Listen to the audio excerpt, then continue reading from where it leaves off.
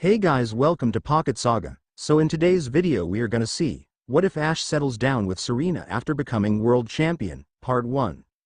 This story is settling down by amourshipping. Before starting, if you are interested in Pokemon fanfictions, you can consider subscribing this channel and like this video, that will help a lot. Now let's dive in. Here's a short summary. He's finally done it. The boy all the way from little old Pallet Town is now officially a Pokemon master. Ash Ketchum lifts the trophy high with a certain honey blonde girl by his side, who returned to him and has been there the whole way with him towards his final victory. But what's next for them? Is this goodbye again? Or is this the start of something truly beautiful? Now let's get to the story. A golden trophy glistened in the crisp early autumn air, as Ash Ketchum from Pallet Town rejoiced in his triumph. He had finally done it. After all of those countless years of adventures, battles, tournaments, friends, Pokemon, hellos, goodbyes, Team Rocket blastoffs, you name it. It all built up to this very moment. Ash grinned as wide as his mouth could stretch and held it high in the air like he'd just won the World Cup for Japan. He was officially a Pokemon master now. Cameras snapped endless photographs and it felt like the whole world was clapping and cheering for him. He took a moment to absorb it all and simply just laughed in disbelief, before lowering the trophy down. As he did, a pair of arms affectionately reached over his shoulders and tackled him into an empathic hug. You did it. You did it. I'm so proud of you, Ash. Ah, I couldn't have done it without you, Rena. Serena giggled sweetly and released her grip on him. Serena always believed in Ash, but even she couldn't quite believe it. Not everyone won the Pokemon League after all, but she knew her Ash could always do it. She thought of going in for another hug and holding him longer, but thought better of it and decided to just admire her crush from afar, as he posed for his fans and basked in all the glory for as long as he could.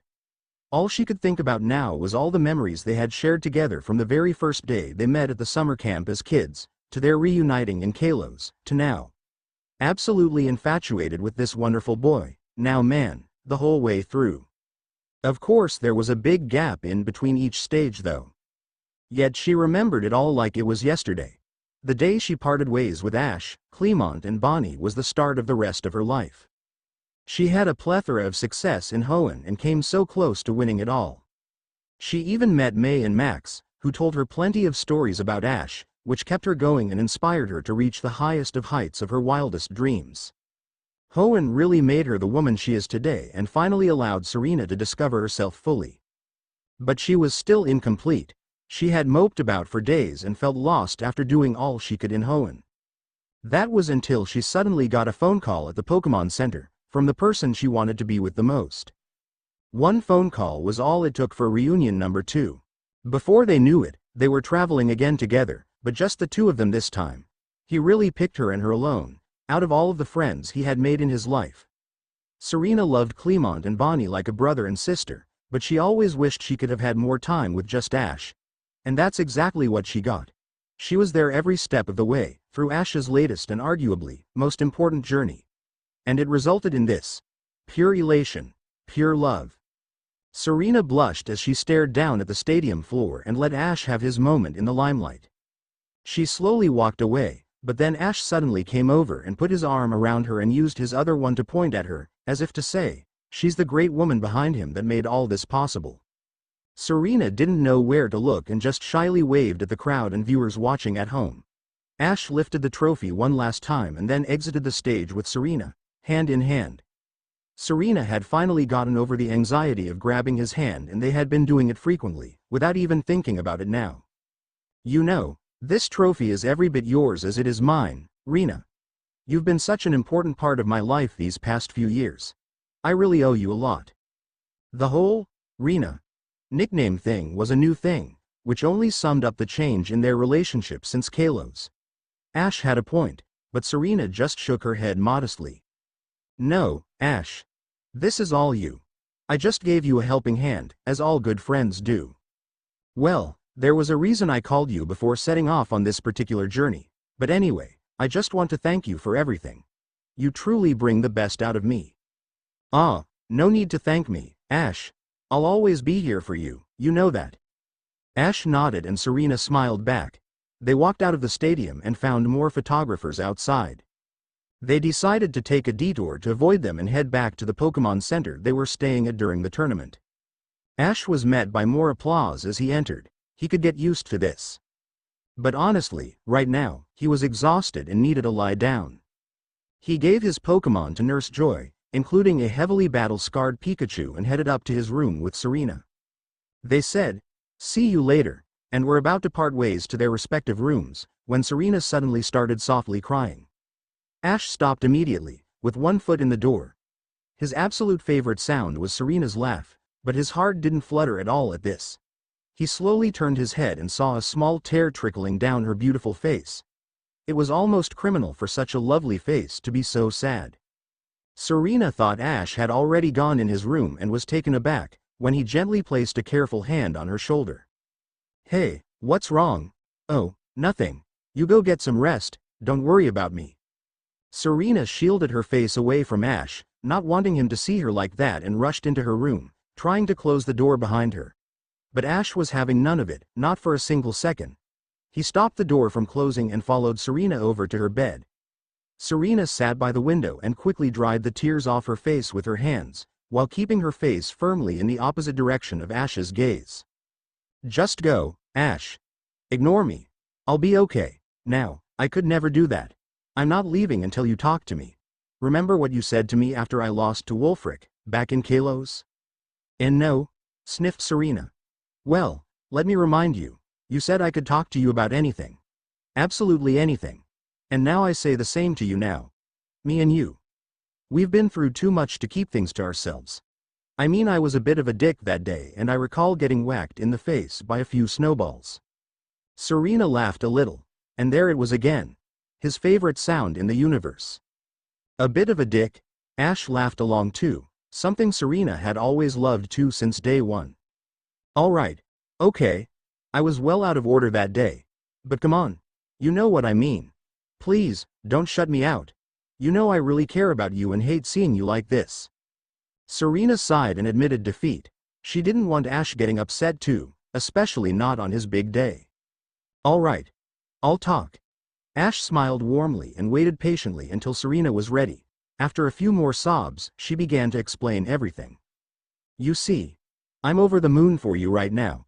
Nobody is prouder of you right now than me, except maybe your mom. It's just. Serena turned around and looked at him directly in his eyes. "This is it now, isn't it?" Ash looked genuinely confused and was completely oblivious to what Serena was currently feeling. "What do you mean, this is it? I mean, it's gonna happen again, isn't it?" "What? What's gonna happen again?" Serena's eyes trailed down to their blue ribbon she always wore. Then she squeezed her hands together tight, maybe a little too tight. "This is goodbye again. I can see it coming. Just like the last time." Began Ash. But no words came out. He truly didn't know what to say. Part of him knew it was coming too. This is what he had always done. Misty, Brock, May, Max, Dawn, Iris, Salon, Serena, Clemont, Bonnie, and now Serena again. He hadn't intentionally done it, but it was becoming a bad habit. He remained quiet, so Serena spoke for him. "You know, when I met May and Max, they told me how much they miss you and how hard it was to say goodbye. And they said how they've barely seen or heard from you since. I mean, I always knew this day was coming again, but I don't want it." Ash was visibly surprised at Serena's sudden outburst. It was most unlike her. Ash always made her crazy though. He turned away and pondered on it. Usually he'd be dusting himself off after a shattering defeat, thinking about the next region and the next chapter in his life, towards his ultimate goal. But he'd achieved it all. He'd reached the final level. Game over. Finito. What was next? And was he really ready to say goodbye to Serena again? Just like that? After everything? He'd been so desperate to have her back by his side, it seemed foolish to let her go so easily again. Ash was notorious for not knowing how to express himself properly, and even more so about his feelings towards girls. It was no secret he had turned a few heads on his travels, but he had never even noticed once. The big difference here being though, he'd always noticed Serena and somehow wasn't entirely dense about the way she felt about him. They sat in silence for a while after Serena's heartfelt volcano erupted, and then it suddenly hit Ash. The solution was right in front of him. He wasn't always the brightest spark with pretty much anything that didn't involve Pokemon battles, but for the first time, something clicked in his head that made him think about Serena in a whole different light. Girls were a completely different kettle of fish to winning a Pokemon League, but Ash was 100% certain about what he was about to say next. Hey, no, I'll tell you what. This isn't goodbye. No, not this time. Serena looked back up at him and held onto his every word. This is just the beginning of more adventures. I have no idea what I'm going to do next, but one thing I am sure of is that I want you to stay with me. For as long as you'll have me, that is. Oh, Ash, of course I'll stay with you. I just didn't want you to leave. That's all. Well, I'm not going anywhere. So, what's the plan from here then? Ash paused for a second and then it all just felt right. Come with me, he suggested, impulsively. What? Where? Pallet Town, of course. I was always going to return home whatever the outcome today. But with you? That would be so much better. I mean, you could even move there with me. For a bit. If you want. My mom wouldn't mind anyway. Oh, Ash. I'd follow you anywhere. But that is such a big decision. I don't know if I could just give up my life and completely leave my mom behind like that. No, I understand. Kalos is your home and Kanto is mine. Ash grabbed Serena's hand and she trembled ever so slightly. But just come back with me for a while at least, yeah? I want you to meet my mom and all my other Pokemon. And my old friends Misty and Brock too.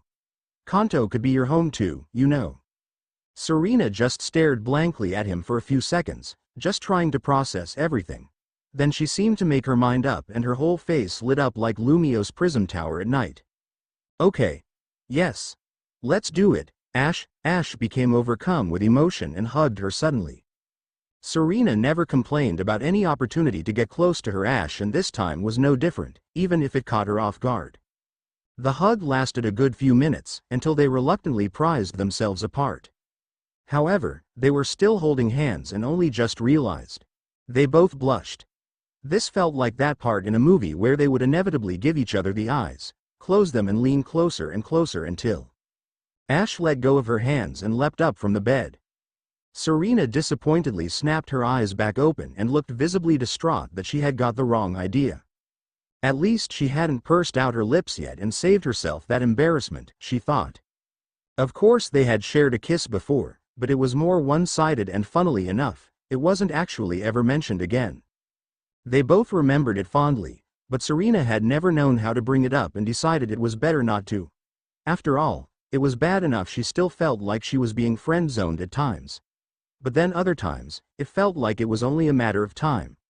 Serena could never fully read how Ash really felt about her, but being his best friend right now was the best she could hope for. Right. Well, let's leave tomorrow, as early as possible. I can't wait to get back home and show my trophy off to everybody. He winked and said good night as he left. Serena let out the most exasperated of breaths and rolled her eyes playfully. Damn it, Ash. You were supposed to kiss me there, you lovable idiot, she mumbled to herself. Typical. She threw herself backwards onto the bed and said a few more choice words in French, to express her frustration, that she didn't currently have her tongue down Ash's throat. Even in the most intimate of moments, he still couldn't stop himself from being, well, Ash. Serena wondered if there was ever anything she could do to get him to just kiss her already. Being best friends was fine. But God, did she want him? Really, really want him?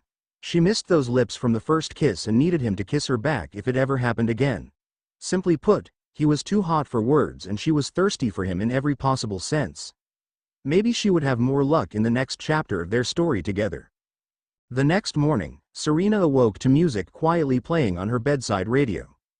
Serena couldn't help but smile, remembering where she was going today and who with. She turned over to her clock and saw it was 9 a.m. Serena liked a bit of a lay-in whenever she could get it and assumed Ash was already up for a morning run or something. She stretched and yawned and sat up, rubbing her gooey eyes open. Serena figured she should start getting ready soon, but she was feeling lazy and remained in bed for a while. That was until she heard a rhythmic knock on her door. She knew that knock. Serena got up and put on her dressing gown. Hurry up, Rena, I've got something to tell you, cried an excited Ash, behind the door. Serena quickly opened the door, to see a fully dressed Ash and a much better-looking Pikachu, retaking his usual spot on his shoulders. "Morning, Ash." "Morning, Pikachu. You look so much better now, Pikachu," she said, stroking him behind the ear. Pikachu always loved the way Serena petted him and returned a chirp of approval back to her. "Yeah, Pikachu really gave it his all yesterday. You were amazing, buddy." Ash ruffled his hair and Pikachu gave Ash an affectionate nuzzle. "Right. Hurry up and get ready, please. My mom's waiting to talk to us on the phone. Oh, and I've got us tickets for a flight at 3 p.m., but there's no time to waste." Ash was about to dart off when Serena quickly interjected. "Wait. How did you get tickets so fast?" Her right eyebrow rose in curiosity. "Oh, well, truth be told, I got them weeks ago. I meant to ask you to come earlier actually, but I didn't know how to until last night. And I was kinda hoping you'd just come back with me anyway." Ash laughed nervously. "Well, it's a good thing I said yes then and you didn't ask me last minute," chuckled Serena. Yeah, but I wouldn't have left it that late." Ash scratched his nose and shifted his eyes down, which is exactly what he did when he didn't want to admit something. And Serena knew that all too well. He totally would have asked her at the airport in typical Ash fashion. Still, it was cute, she thought. "But anyway, come on, tout sweet, as you French say," said Ash, in a terrible attempt at a French accent. Okay, I'll be down soon," Serena giggled. She always found it cute when he tried to speak French. Ash grinned and dashed back downstairs. Serena smiled back and duly obliged and started getting ready. Traveling with Ash was always a wild roller coaster and you never had any idea what was coming next. Luckily, Serena was very used to it by now and just found his excited puppy dog routine for adventure funny and adorable. Clement definitely never really saw it that way when they were all traveling together, but Serena always felt energized whenever she saw Ash like that.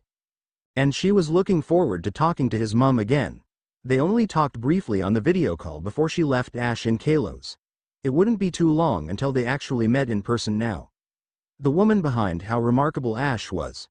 Serena became giddy and rushed into her ensuite bathroom to shower. As she was in it, she sung along to the song currently playing outside. "Why can't you hold me in the street? Why can't I kiss you on the dance floor? I wish that it could be like that. Why can't it be like that? 'Cause I'm yours. Why can't I say that I'm in love?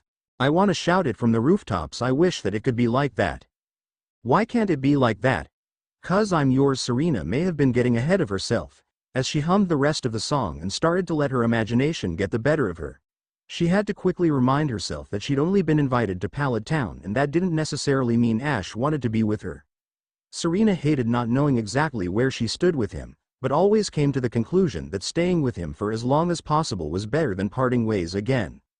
Sometime later, Serena was now finishing the last touches on her outfit and attached that special blue ribbon again. She checked it was straight in the mirror and when she was satisfied, she clutched it tight and sighed dreamily. Serena still remembered the day Ash gave it to her as a present, after their first, sort of, date. He probably didn't see it like that at the time and may not see it like that now either, but Serena liked to pretend it was. The ribbon meant a lot to her regardless and she never went anywhere without it.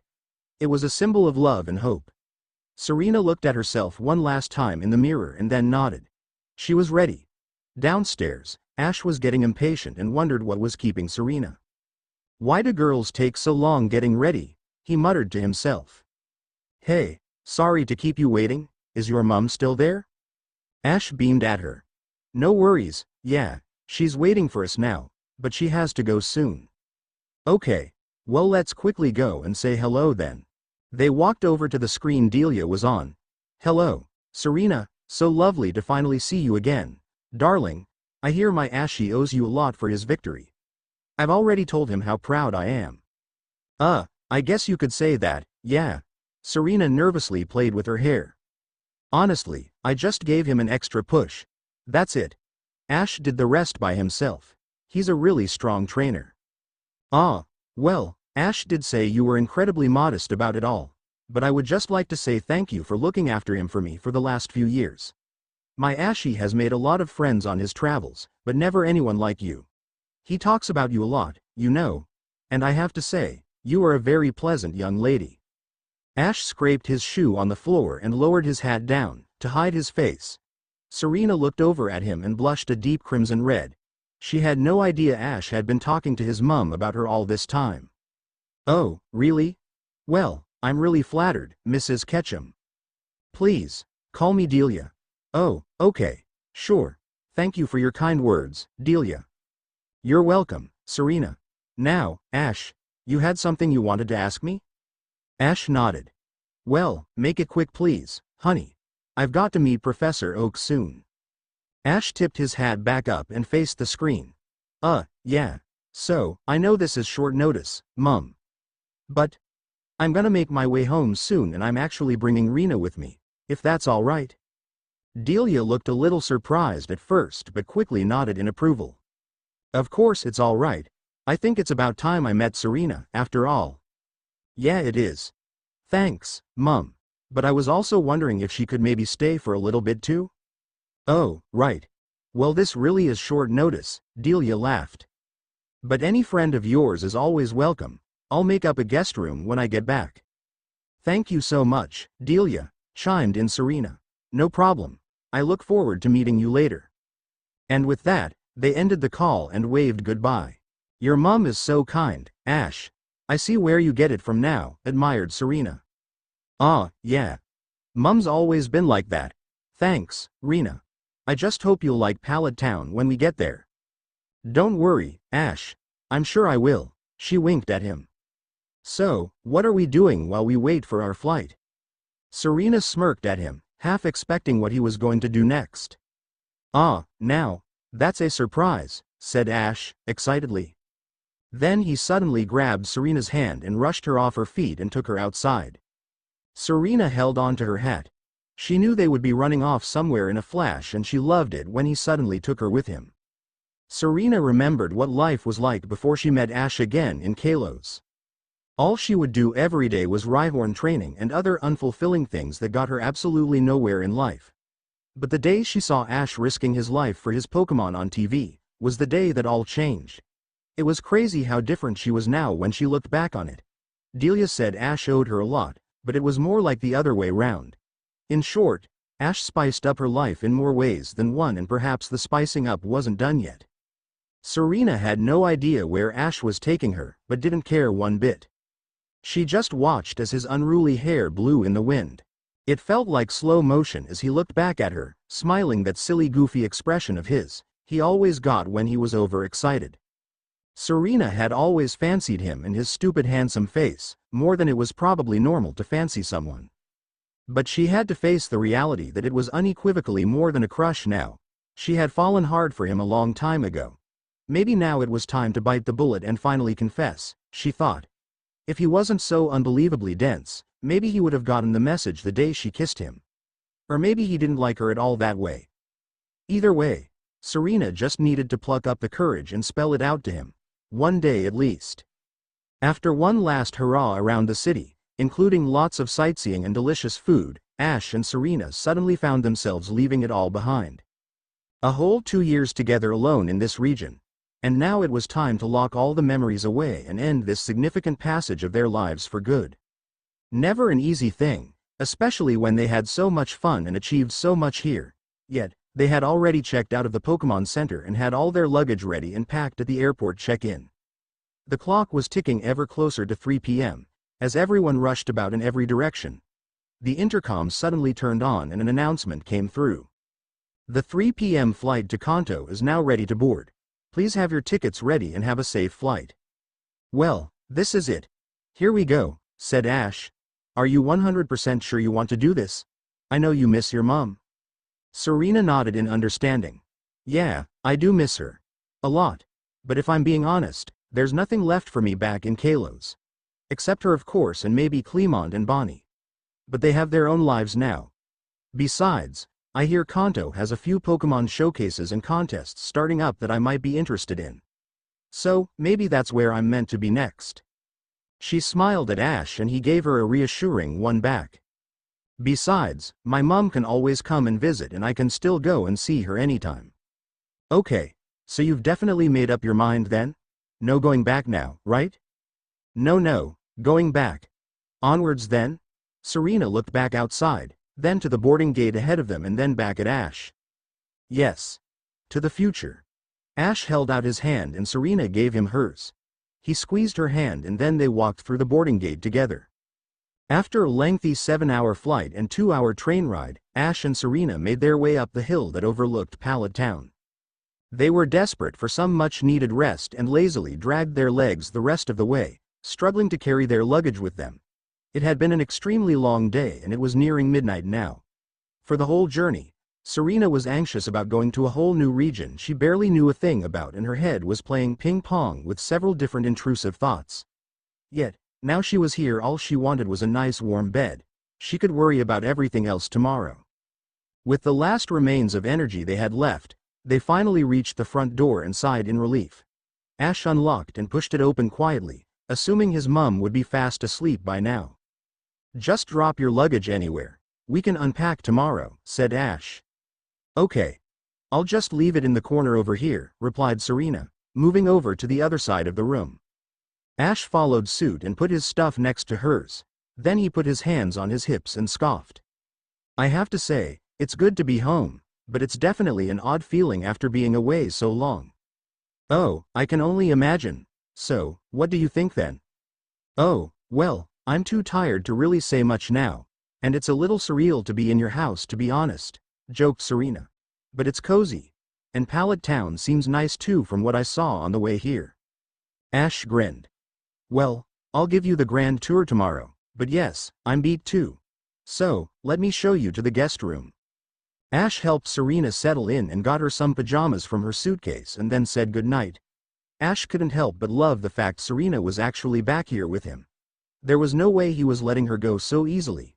He feared if she hadn't agreed to stay with him, they may not have seen each other again. But now he was just really excited to show her where he began his Pokemon journey, obviously a much better feeling. He quietly shut her door and headed to his room for his own slumber. The next day, Serena awoke to chattering in the kitchen. She yawned and sat up on her bed, a little confused where she was at first. And then she remembered and shook her head in disbelief. It was such a big decision and the reality of it was beginning to set in.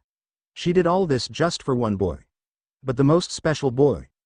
Serena turned on a small TV that Delia had left in there. "Oh, is that you, Serena? Are you awake?" shouted a familiar, kind voice.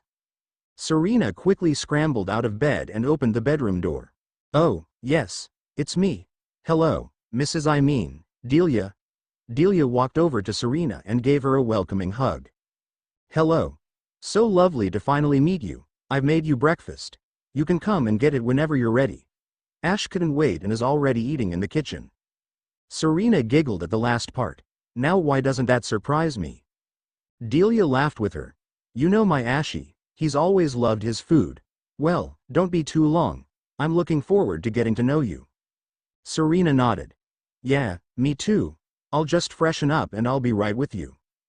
Delia made her back to the kitchen, but then stopped and poked her head back round the corner. "Oh, and the bathroom's on the right, dear." "Oh, thank you, Delia." Serena quickly made her way to the bathroom and took a fresh pair of clothes and toiletries with her. Sometime later, Serena walked into the kitchen, looking absolutely immaculate and rejuvenated despite the jet lag. Ash was sitting at the dining table on his phone facing away from Serena, while Pikachu was snoozing in the corner of the room. Ahead of him was Delia, who was washing up and turned her head around. "Oh, Serena. You're here now." She stopped washing up and turned around fully to face her. "Well, you sure do scrub up well. You look amazing. Absolutely love the ribbon, by the way. It really suits you. She looks great, doesn't she, Ash?" Ash took his attention off his phone to look at her too. He remained silent for a while and just stared at her for a few seconds. "Hello, Ash?" Delia nudged him for a response. Yeah, you look nice, really nice."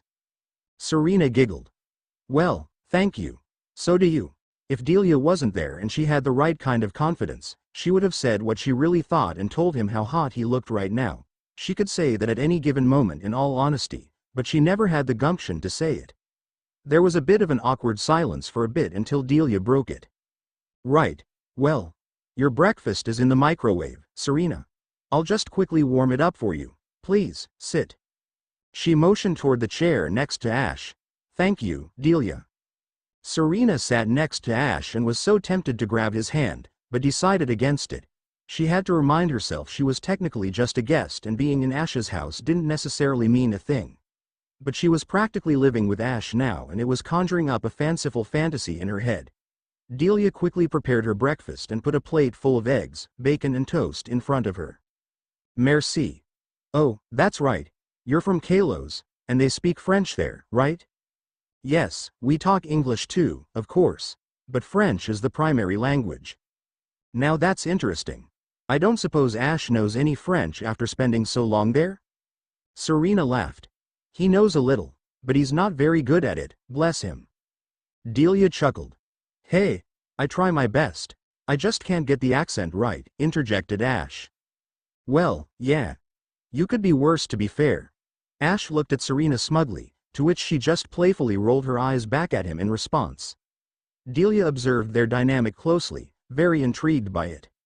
"But of course, you guys have a lot of history together from Kalos and the summer camp way before that, which Ash was telling me about.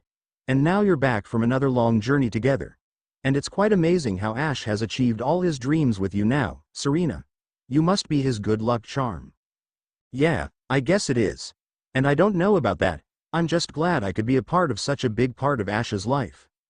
Serena was always very coy about the subject, "And I'm glad you did it all with me," added Ash. Delia couldn't help but admire how cute this was. And it was making her more curious about the nature of their true relationship with each other. "It's quite a story all right. And it's sweet that you invited her back here, Ash. But I have to ask. What's next for you two? Will you stay together? Or?" I honestly have no idea, Mum. But I think Serena and I both agree that we don't want to leave each other. We haven't really discussed it properly yet, but Serena might be open to moving here permanently for a while. And she wants to enter the new Pokemon contests or showcases opening up here. So that could be a good place to start." "Ah, well, that sounds lovely. I really hope you like it here, Serena. And remember you'll be welcome here for as long as you like." "Thank you, Delia. I really appreciate that. No problem. You may not know what you're doing long term, but I do have an idea for what you can do today," she said, in a sing-songy voice. "Oh. What's that, Mum?" asked a very curious Ash. "Well, Professor Oak did say he needs a bit of help with something today. So, perhaps you and Serena could go and see him. You just have to meet him, Serena. He's really quite brilliant." "Oh, okay. Well, that sounds fun. What do you think, Ash?" Ash was practically already on the balls of his feet, like he was about to run a race. "Sure. You can meet all my other Pokemon too while we're there." Ash leapt from his seat, clearly eager to go as soon as possible. And there it was again. That sparkle in Ash's eyes whenever he was determined to do something that Serena admired so much. She feared Ash may be feeling a little lost after winning the league, so was happy that he still seemed to be his usual self. At least for now. Then he ran off, telling Serena to hurry up as he went. Serena quickly ate as much as what was left on her plate, thanked Delia for the meal and rushed off after him. Delia was also happy to see that winning the league hadn't changed Ash too much and was as proud of him as ever. Ash ran to the lab and knocked on the door several times, clearly excited to see his Pokemon. He couldn't wait. All right, I'm coming," said Professor Oak, behind the door. He opened it. "Oh, well, of course it would be you, Ash, no one else would knock like that," he joked. "Welcome back, my boy, and congratulations on completing your journey and winning the league. You've really come a long way since the first day you set off. You're a real asset to Pallet Town." "Thanks, Professor. That means a lot coming from you, and sorry, I just really want to see my Pokemon." "Ah, understandable. It has been a while since you last saw them all. They're all round the back, come with." Just then, Serena caught up and was breathlessly trying to regain her breath. "You'd think I'd have got used to it by now, but catching up with you is really, really tough, Ash." Professor Oak stopped and looked at her with a puzzled expression, but then seemed to figure something out. "Oh, hello. You must be the famous Serena I've heard so much about from Delia." "Yes, that's me. Nice to meet you, Professor Oak." She extended a hand out and he shook it firmly. Nice to meet you too, young lady. You're from the Kalos region, right? Yes, I am. Ah, yes, beautiful region. Kalos. I've written a few poems about it. And I do so enjoy my conversations with Professor Sycamore about mega evolution. He said, stroking his chin and briefly entering a deep thought.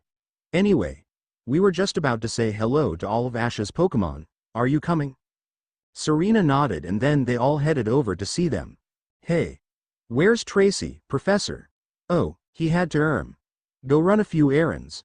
Yes, that's right. I needed more Pokeballs and other supplies, so I sent him out to get some. He'll be out for a while. Professor Oak seemed to have forgotten where Tracy was for a second, which Ash thought was a little odd, but he shrugged the thought off. Oh, okay. I hope I can catch up with him soon. Serena asked Ash who Tracy was and he quickly explained he was an old friend he briefly traveled with, who was now Professor Oak's assistant.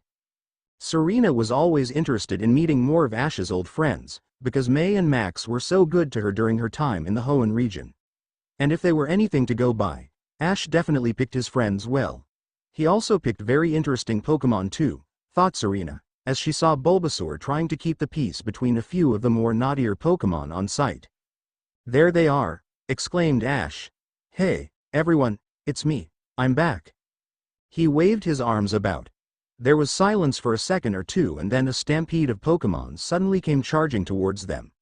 Serena opened a mouth in shock at all the Pokemon Ash had caught over the years. Oh, my, she said, completely stunned.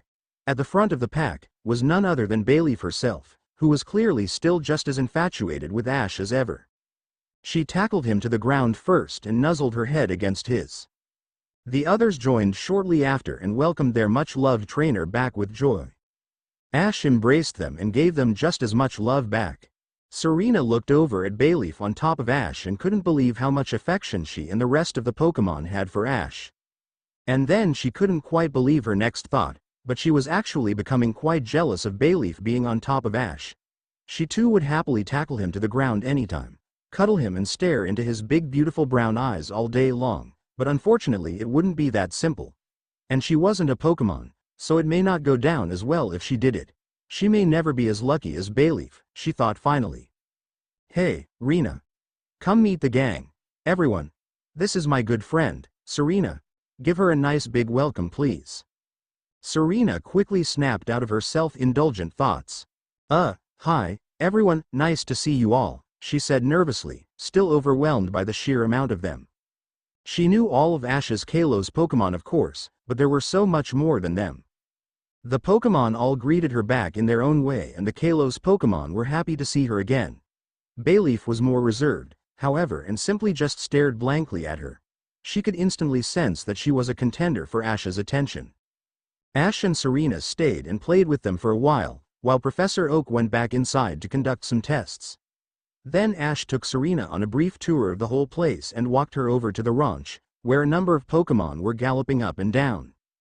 You see all those Tauros over there, Rena? He said, pointing over at them. Yeah? They're all mine too, he said, scratching his nose and sticking his tongue out cheekily. What? No way. How? There must be like 30 of them. Yeah. It's a long story. He chuckled. I'm just truly amazed at how many Pokemon you have, Ash, and they're all wonderful. Well, they've all helped me get to where I am today in some way. And I cherish and love each and every one of them. I do feel a little bad that I haven't been around much to spend time with them though. But maybe that'll change now. Ash looked over at his army of Tauros and all his other Pokemon. He was like a proud parent, watching over them. Serena wasn't expecting him to say all that about his Pokemon, but once again, could only admire him more. He wasn't perfect. Far from it, but he sure was everything Serena wanted in a man. She bit her lip, feeling a whole new level of attraction for him that she didn't even think was possible at this point. Then she realized she was staring at him a little too long and thought she should say something, before he noticed her ogling him. She looked over at his Pokemon with him. Well, you had to achieve your dreams, Ash. No one can blame you for that. Plus, anyone who knows you, knows that you care over and beyond for all your Pokemon, irrespective of how strong they are. And anyone can see how much they love and appreciate you the same way. Ash was touched by Serena's words and began to stare at her for a while too. Not as long as Serena did, but certainly long enough. Then he nodded and put a hand on her shoulder. Serena slowly looked over at it and clammed up a little, not quite knowing how to react to it, then quickly shifted her focus back at Ash. Whenever he touched her, she always got a little tense, a good tense, half hoping in anticipation that he would do something to her that would make her turn to jelly. But he didn't. Not this time. Again. Yet it never felt this intimate before, as Ash looked deep into her ocean blue eyes. It was as if time stood still and they were floating away from reality. And then Ash spoke and brought her back to the real world. Maybe next time. Thank you, Rena. You always know the right thing to say. He rubbed her shoulder a little and then suddenly pulled her into a hug. Serena was taken off guard, but allowed herself to enjoy the moment as the wind started to blow hard against them. It wasn't every day she got to get this close to him. Then Ash let go and his face brushed past Serena's. If only he had got his face even closer to hers, she wished. She needed more than a hug. But that was the best she was going to get at the moment. Oh, of course, she stammered, still a little taken aback by the moment. I'm always gonna be here for you and I'll always try to keep saying the right things whenever I can. Ash grinned and patted her arm affectionately. I know, Rena. I really love that about you. Ash turned away after he said that and then hastily suggested that they go back to the lab. But Serena was still processing what he had just said and was internally screaming at the mention of the L word and only managed a babble as a reply. Ash led the way back, while Serena had a brief mini meltdown behind him, as if she was letting off real steam. Whether he realized it or not, he was really pressing all the right buttons for Serena right now and she needed to cool off a little, before she did something like Bayleaf did earlier. She fanned herself with her hand and groaned, even though it wasn't that hot. Something was definitely hot though. When they got back, they had tea and biscuits with Professor Oak and chatted with him. Ash took the opportunity to catch up with him and Serena learned more about Ash's past too. Including the funny story of how he was late for his first day as a trainer and how he met Pikachu. Serena found it very amusing, but also very fascinating. Ash was certainly a very interesting man. She compared it to her own first day and how she met Fennekin, but Ash always had a way of doing things unconventionally and standing out from most other people. After a good hour of talking, Ash got up and stretched his arms. Well, it's been nice, Professor. But we've got to get back home. Mum'll be wondering what's keeping us. Oh, wait a minute will you? We spent so long talking about the old times and you winning the league, that I forgot to ask you the most important question of all. Oh. What's that, Professor? Ash sat back down and smiled at him in respect. Well. You're a Pokemon master now, my dear boy, but whatever will you do next? Ash's smile quickly faded away and he looked down to the carpet on the floor. This was the only question he didn't have an answer to. He sighed and lifted his head back up and rested it in his hands. Then he just shook his head and breathed heavily. Serena peered over at him, trying to read him and what he was currently feeling. I genuinely haven't got a clue. Well, began Professor Oak. But Ash wasn't finished yet. And that absolutely terrifies me, Professor, he interrupted. I never thought this far ahead. Ash looked back down again, not looking at anyone for a single second. Serena gasped a little, surprised Ash was expressing this so openly and so out of the blue. It was very rare that he actually opened up when he was feeling upset about something. He was almost always so optimistic no matter what. And the 1% of the time he wasn't, he was a closed book. Oh, Ash, whispered Serena to herself. My dear boy, I completely understand. Gary, my grandson to you, Serena, went through something very similar before he decided what he truly wanted to do. You will figure it in time, Ash. You just need time. And I'm sure Serena here will help you every step along the way, as she has already done so far. Delia has told me how close the two of you are and the bond you share. Both Serena and Ash immediately blushed at the comment and Serena couldn't stop herself from smiling about it. Professor Oak could clearly see there was something between them and continued on. In my experience, I've always found that as long as you have someone as loyal and loving as Serena by your side, you will always find the right path in life eventually. Companionship is all you ever really need, my young friends. Look after each other and you'll be just fine. I promise. Professor Oak always had a way with words, especially being a part-time poet, but those particular words were really resonating with them. Ash's smile swiftly returned, and that determined look in his eyes that always gave Serena butterflies, reignited like the indigo plateau flame. "Thanks, Professor. You're the best," said Ash. "You are very welcome, young man. Now, I know you were just leaving. But with Tracy gone, I could use an extra pair of hands around the lab. Just for today, perhaps?" Ash looked over at Serena, as if to get her approval. She had essentially dropped everything to be here with him, so he wanted to make sure she was happy. "What do you think, Rena?" "Sure. Why not? It's not like we have anything else planned." They all laughed at the passing remark and then proceeded to Professor Oak's study. The day flew by, as the clock neared 6 p.m. and the sun was beginning to set in hues of purple and orange. Professor Oak looked over at the clock. "Oh my, is that the time? I think you better be heading back home now. It's getting late. I can take it from here now." "Thank you for all your help, you too," said Professor Oak. Ash and Serena were glad to help, but were relieved that they could finally go home now. It had been another long day. They opened the front door and left the lab. "It was lovely to meet you, Serena. Thanks again," shouted Professor Oak. "You're welcome, Professor. See you later," they both shouted back, as they were leaving down the pathway. Ash and Serena waved goodbye to him and the Pokémon and headed home. The autumnal air was drastically changing the atmosphere and making it a very chilly night. As they walked home, Ash took his jacket off and wrapped it around Serena without even thinking about it. No words were even said. Just a heartwarming look from Serena. They were lucky enough to actually see the sunset too, and it was all rather romantic, at least in Serena's mind anyway. As they approached the house, something seemed a little off as they saw no lights were on and it was dead quiet.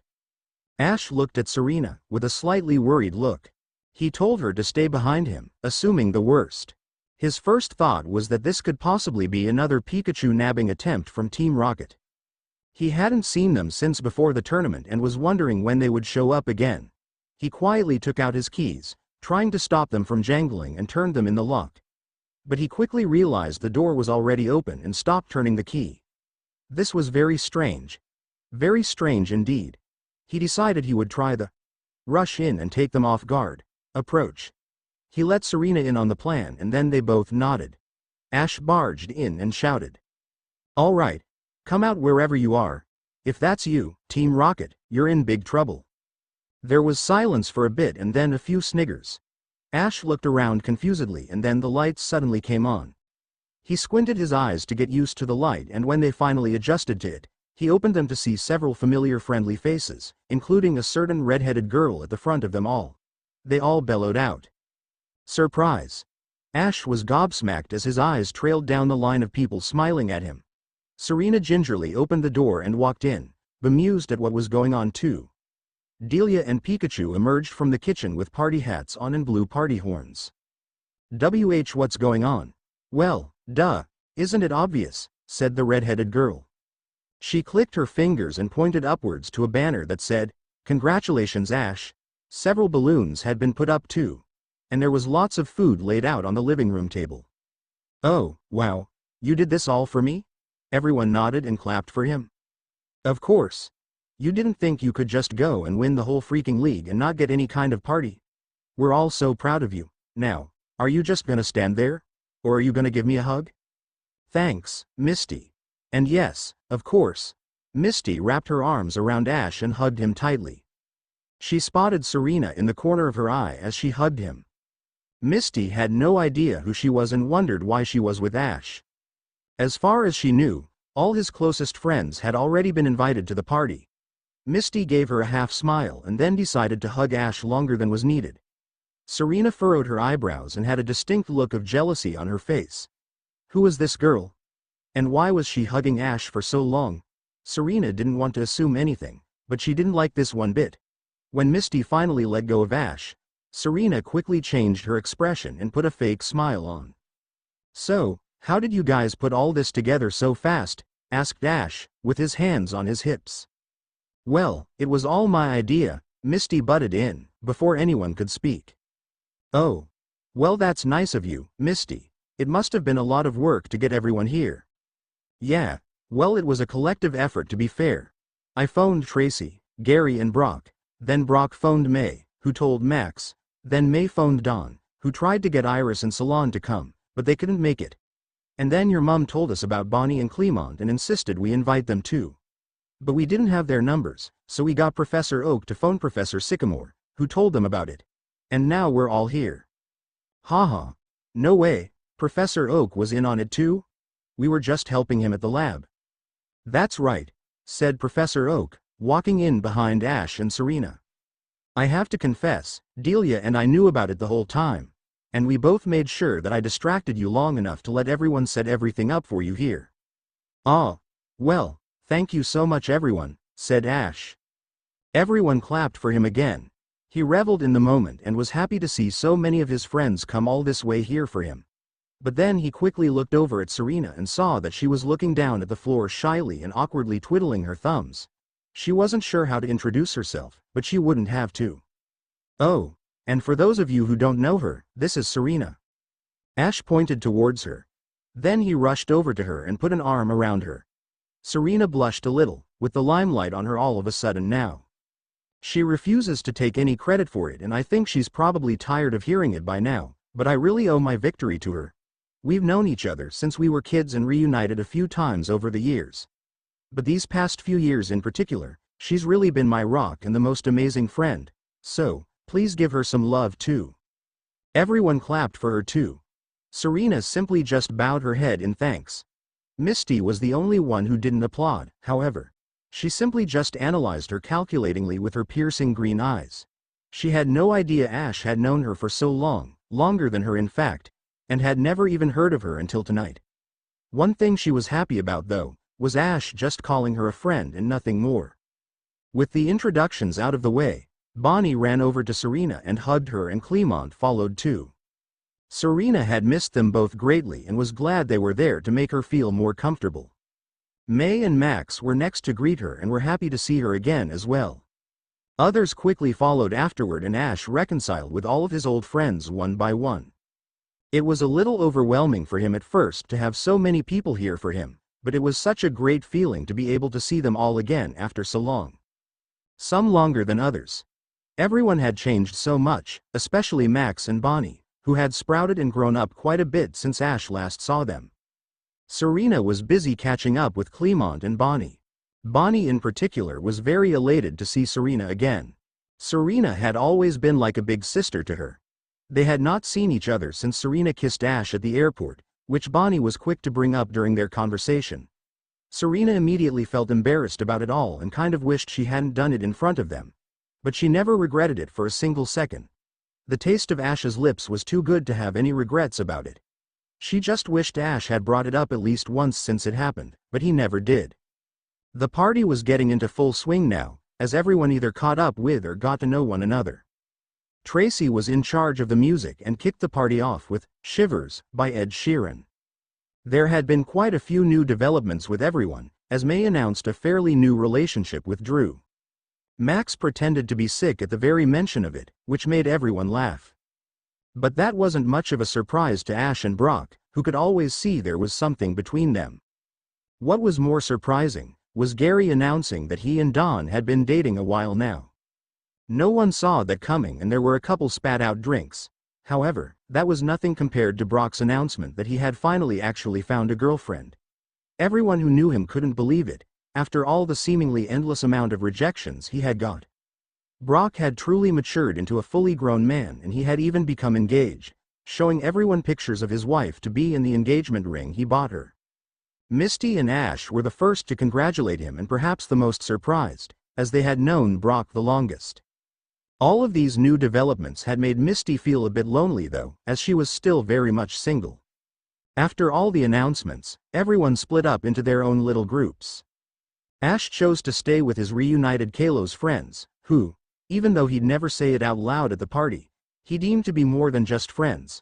To him, Bonnie, Clement and Serena were family. He had always looked up to Brock as an older brother too, but he would truly die for those three. Ash just felt a special connection with them he never had with anyone else he traveled with. Misty watched him laugh with them and didn't seem to like it one bit. She charged over there. "Hey, you don't mind if I steal Ash for a minute, do you? After all, Brock, Gary and I have known him the longest and we need a major catch-up. Misty interlocked her arm with Ash's and almost knocked over his cup of soda. No, not at all, said Serena, still trying to read Misty. She had got a good vibe from everyone else, but not her, and she couldn't quite figure out why. I mean, I was just getting to the good part of this story I was telling. But I guess I can finish it later, said a reluctant Ash. Great, come on, we want to hear everything you've been up to. Misty dragged Ash over to the other side of the room, where Brock and Gary were sitting on a sofa. Serena kept a firm eye on Misty and tried to listen in. So, Ashy boy, you finally did it, huh? You're finally a Pokemon master. Took you long enough, joked Gary. Ash smirked at his ex-rival and sat down next to him. He extended his hand. Gary raised an eyebrow. Shake my hand, Gary. Gary gave him a funny look and smirked back at him. Why? Well, if it wasn't for you, I don't think I'd have had half as much motivation to win it all and prove you wrong. So, I want to say thank you. Gary looked a little stunned at first and then guffawed and shook his head. Well. Look how far we've come. Who knew we'd ever become friends, But you know what?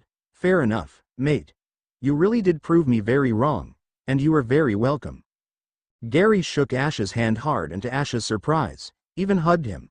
Brock smiled and decided to add his own thoughts. Well, I have a thank you to say too.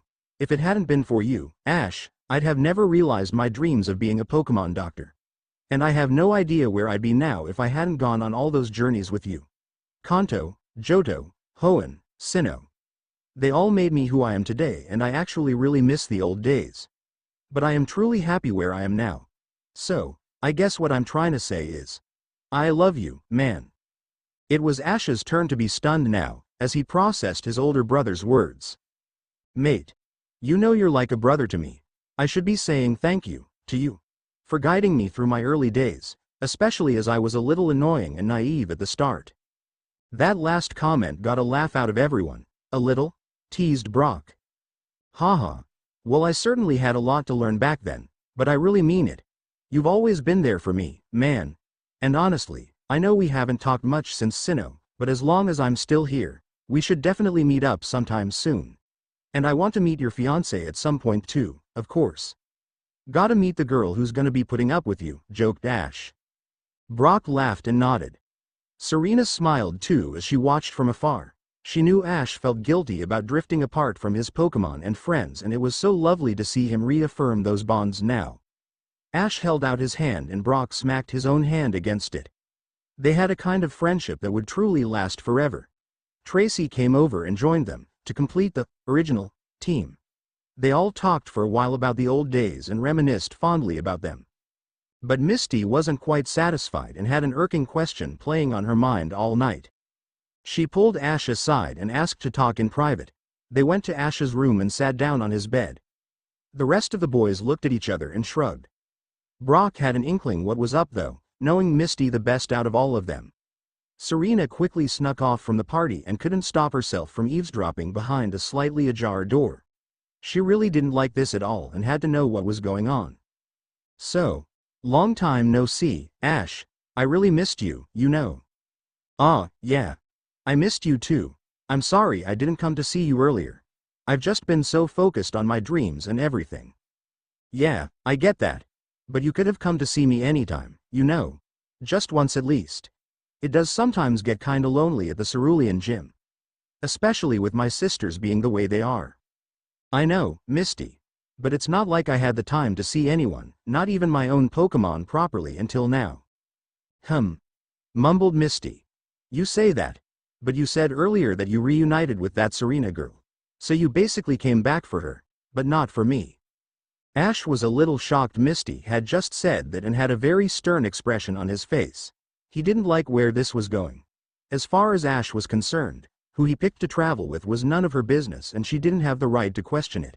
But he wanted to try and explain anyway. Okay. I can see what that looks like, but you don't understand. What don't I understand? Serena and I. We. Serena's ears pricked up, half of her feeling like she shouldn't be there and the other half desperate to hear the next words to come out of Ash's mouth. We're just really close. I can't really explain it, but I just really wanted to travel with her again and now. Now, what? Ash ran his fingers through his hair, giving his next words some thought. I don't know what the future holds, but I just know I want Serena to be there with me, okay? Misty immediately frowned and didn't want to accept that.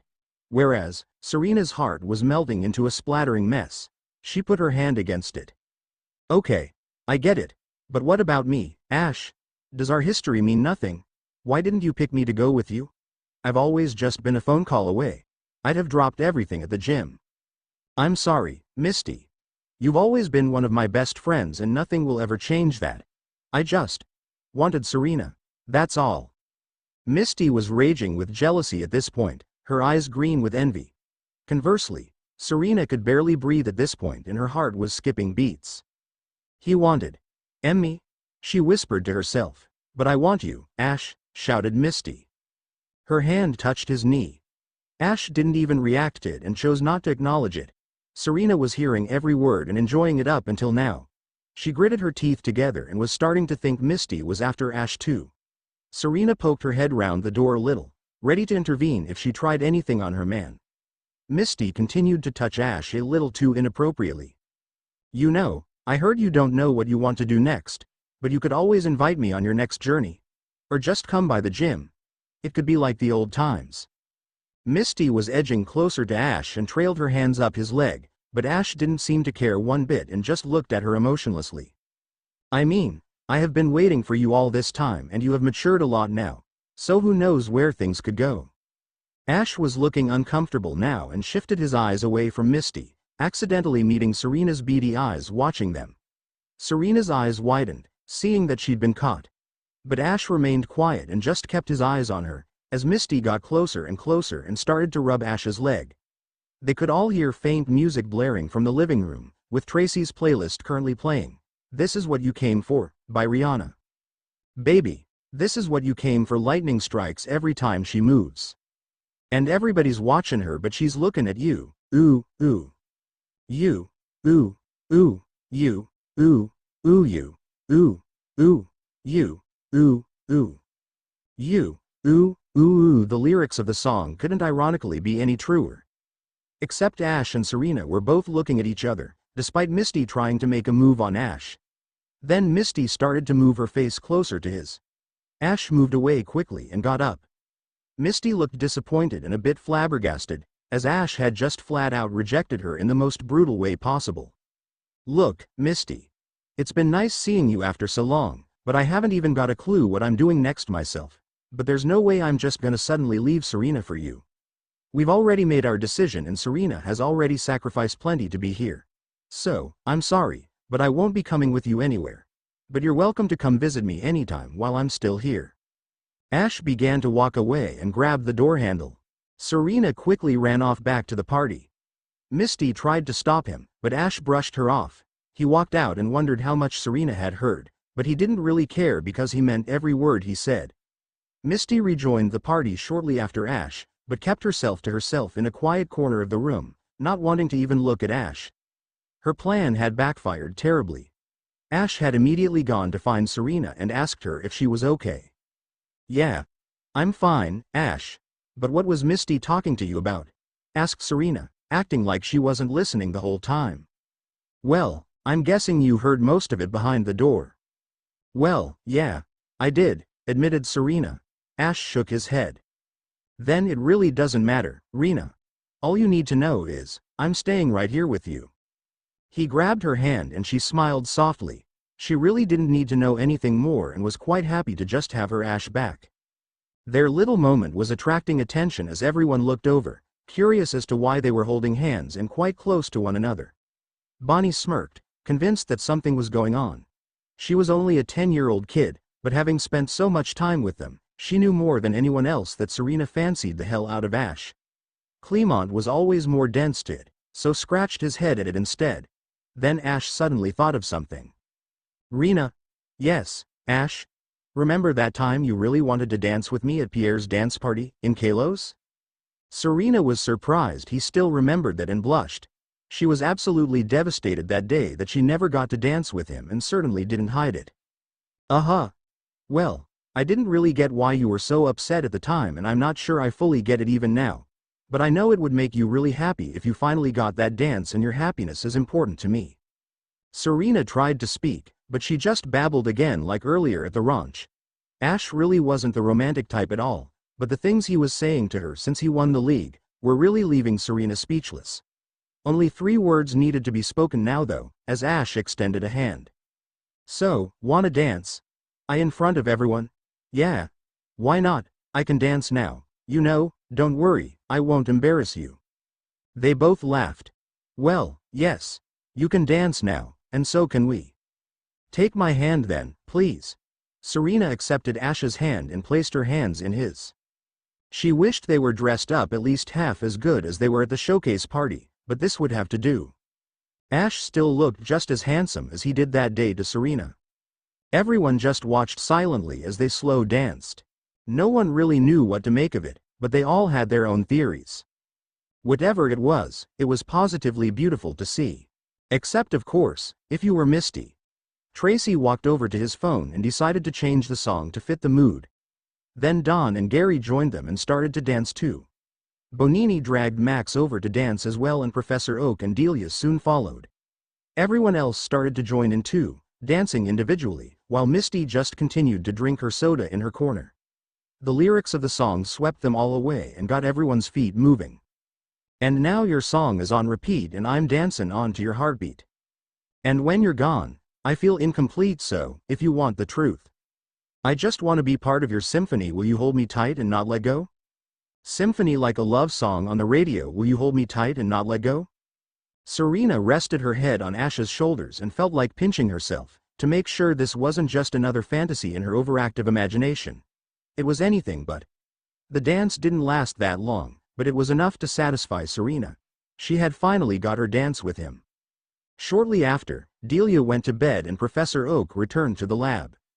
As the night wore on, everyone started to get tired, especially Ash and Serena, who had had 2 very long days in a row. But before everyone else went, Clemont had a congratulatory gift for Ash, which he was sure everyone would like. Everyone sat down in front of the living room TV, as Clemont got out his laptop and fiddled about with the HDMI cable. Then once everything was set up, he turned the lights off and played a video. It was a compilation of pictures and videos of Ash and moments he had shared with everyone in the room, including absentees Iris and Salon. Accompanied with it was a backing track of "Time of Our Lives" by Tyrone Wells, which induced a fair few tears from everyone. As Clemont had made it and put a personal touch on it, the video ended with an adorable picture of the Kalos family at the Pledging Tree Festival, with Serena and Ash standing next to each other with their gifts. Like most pictures they had taken in Kalos, Serena was always noticeably much closer to Ash than she was to Bonnie and Clemont. Ash hardly ever got emotional, but he would have to be pretty cold not to at least shed a little tear after watching the entirety of that video. His hat was pushed all the way down his eyes, as he wiped a tear away underneath it and then lifted it back up. "Thank you, Clemont. That must have taken you a while to make. I really appreciate it. Really brought back some great memories with all of you," he said, looking around the room. "No problem, Ash. And it really wasn't too much bother. I just asked everyone for their fondest moments with you, and you know me in science, the rest was easy." He tipped his glasses up and did his usual triumphant chuckle when he was proud of something he created. "Still, to do all this on such short notice is amazing. Science is amazing. Thank you, everyone." Everyone clapped and hugged each other. And with that, the party finished and everyone headed back home or to the places they were staying at. Misty was the last to leave, rather begrudgingly, and said an awkward goodbye to Ash and Serena. She absolutely hated that she wasn't the one staying with Ash tonight. On the other hand, Serena felt like the luckiest girl in all the regions and was pleased that Misty's offer hadn't tempted Ash. But she now knew that she wasn't the only one vying for Ash and his love. She figured that Ash must have always had other admirers, being such an eligible bachelor, but Misty seemed to be the biggest one. Bar herself, of course. No one could possibly love Ash as much and as long as she had. Misty was adamant the history they shared was strong, but Serena had literally known Ash since she was 5. That surely counted for a lot more. She waved goodbye to Misty, smiling a little sarcastically at her as she trudged off. Ash shut the door and turned to Serena and sighed a huge sigh. Well, that's that then, really wasn't expecting that. But I really do have great friends, don't I? Yeah, they were all so nice and it was so interesting to learn all about them and what they all do. And it was so lovely to see Bonnie and Clement again. They've definitely changed a lot and they seem to have really come a long way like us. Part of Serena wanted to talk about Misty more, but there wasn't much else she could say. She wasn't Ash's girlfriend or anything. Technically, it was none of her business and she shouldn't have even been eavesdropping in the first place. Plus, it hadn't affected her relationship with Ash at all, so it wasn't something that needed to be discussed further. She was just happy she was still with Ash. Yeah, everyone has change. Some more than others. Not gonna lie, Brock really got me thinking about where I'm heading next in life. But anyway, it's been another long day. Serena yawned in agreement. Yeah, you're right. Good night, Ash. Night, Rena. They diverted over to their rooms and were both about to shut their doors, when Ash stopped and turned back. Hey, Rena. I know it's been a crazy couple of days and this all must feel a bit strange, but I have to know. Are you happy? Was this the right choice? Ash's lips quivered a little as the question left his tongue and he actually looked nervous for the answer. Serena could tell he was and wanted to quell his doubt straight away. Yes. I am. This is exactly where I want to be. As long as you're with me, of course. Ash's nerves evaporated into thin air and he took a deep breath. I'm always with you, Rena. Just promise me you'll tell me if you feel any different. Of course, Ash. I promise. Ash smiled in appreciation and looked relieved. Okay. Thank you. Sleep well. Ash gave her finger guns and headed back to his room. Sweet dreams, called out Serena. They both shut their doors. Serena changed into her pajamas and climbed in bed, before wrapping herself up tight with her duvet covers. She closed her eyes and her lips curled. Love you, she whispered, as she fell asleep. The next day, Serena woke up fairly early and decided to head straight to the shower. As she walked to the bathroom and past Ash's room, she was surprised to hear faint snoring. It was very rare that she was up before him. He must have been super tired from the last 2 days, she thought. Serena hoped he was sleeping well and continued towards the bathroom. She put on a playlist from her phone and got the water running. Serena was slowly starting to get used to the idea of staying at Ash's house. She had no idea how long she was staying for, but could probably stay there forever. Serena was very comfortable and happy there, but at the same time, she didn't want to overstay her welcome. She pondered on it as she rubbed shampoo into her hands and washed her hair. Delia was more than okay with accommodating her, but she didn't realistically see herself living there long term. Maybe she and Ash could look into getting their own place. But would Ash want to live with her? Alone? Wasn't that more a thing couples did? Serena thought of every possibility and then found herself getting distracted again by the idea of being together with Ash. Serena decided to stop worrying about the future, as she rinsed the soap off her and turned the taps off. She wrapped a towel around her and dried herself. Then she put on a fresh pair of clothes and brushed her teeth. She examined herself in the mirror and straightened her hat, but then gasped and put her hand on her chest. She'd almost forgotten to put her ribbon on. Serena quickly rectified it and tied it on. Now she was ready to begin her day. She considered waking Ash up, but thought this could be a good opportunity to really get to know Delia. She was so kind to let her stay, it was only right that she was as respectful as she could be in appreciation of that. Serena hummed a song to herself and strolled out, feeling like today was going to be a good day. Something was smelling good as she stepped out into the hallway, so Serena assumed Delia was cooking breakfast. As she approached the kitchen, she could hear muffled voices. Now who could be in the kitchen with Delia this early in the morning? Serena thought of Professor Oak first. He did come to visit Delia a lot, but as she got closer, she didn't hear the voice of a man at all. She reached out for the door and was a little hesitant to push it open. Then she wondered if Misty had come back. She didn't live too far away, so it was possible. Serena was ready for her. If it was her anyway. She decided she couldn't wait any longer and made her way in. Delia was sitting at the table with another woman about the same age as her. They were both drinking coffee and stopped talking to see who was there. Serena squealed and ran over to the woman. "Mama!" she cried, happily. Delia was happy to see Serena so happy. Grace stood up and embraced her daughter in a loving hug. They hadn't seen each other for a long, long time. Serena squeezed her tight. "You're hugging me a bit too tight there, Serena," laughed Grace. She looked down at her daughter and saw she was quite emotional. Grace kissed her head and soothed and mothered her. Then she heard quiet sobbing. Hey, what's wrong? I'm here now. It's just that I've felt so bad that I haven't come to see you all this time," muffled Serena into her mother's chest. "It's okay, baby. You had to go achieve your dreams and be amazing. And I've been keeping an eye on you too. I just wish you told me you were coming here." Serena wiped a tear from her face and let go of her mum. Grace flicked a strand of hair away from her face and brushed Serena's cheek delicately with her fingers. "Oh, yes. I'm so sorry. I was meaning to tell you. But the last few days have just been a whirlwind." "It's okay, Serena. Professor Oak passed the message on to Professor Sycamore and he told me you were here. I was hoping to make it yesterday for the party, but my flight got delayed. Thought this would be a nice surprise." "Oh, it is, Mama. Thank you for coming.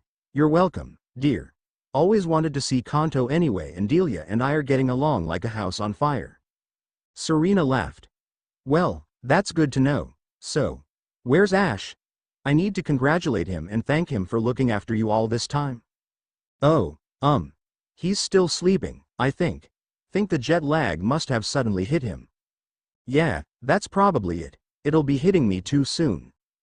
Delia got up and continued making breakfast, while Serena filled her mum in on everything that had happened to her on both her journey in Hoenn and her journey with Ash. They had talked every now and then on the phone, of course, but not in as much detail as they would have liked. And seeing each other in person was obviously so much better. Grace was delighted to hear her daughter had come so far since her Kalos adventures and was proud of her progress. Yet, she couldn't help but frown when Serena said she came second in the Hoenn Showcase competition and hadn't entered another one since then. Second place was great, but Ash was a champion now. Why couldn't Serena be one too? "That's great, darling. But why haven't you tried in any other regions? You can't just settle for second, especially not when you want this so much." Serena sighed. I know. I just got a little sidetracked when Ash asked me to travel with him again. But I've been keeping it up and training with Pancham, Delphox and Sylveon every day. Well, at least I was before I came here. Haven't had the chance yet since arriving." See, I understand you and Ash have a very strong bond, so I can see why you've come here. But you can't stop now just because Ash has." Serena nodded and agreed with every word. "I know, Mama. But I didn't come here just because of Ash, you know. Pokemon showcases are starting up here very soon and I'm definitely keen on competing in them." Grace smiled. "Well, that's good to hear. But what about Ash? How is he going to fit in with it?" Serena hadn't given it much thought and remained quiet for a while. Delia was busy cooking, but kept a keen ear open. "Honestly, I've mentioned it to him, but we haven't really properly sat down and discussed it yet. Perhaps now's the time then, dear. You really have to think of yourself sometimes. You're always looking out for others and putting them first. I think you owe it to yourself to put yourself first for once. But I gather that you want to stay with Ash. So just see what he says.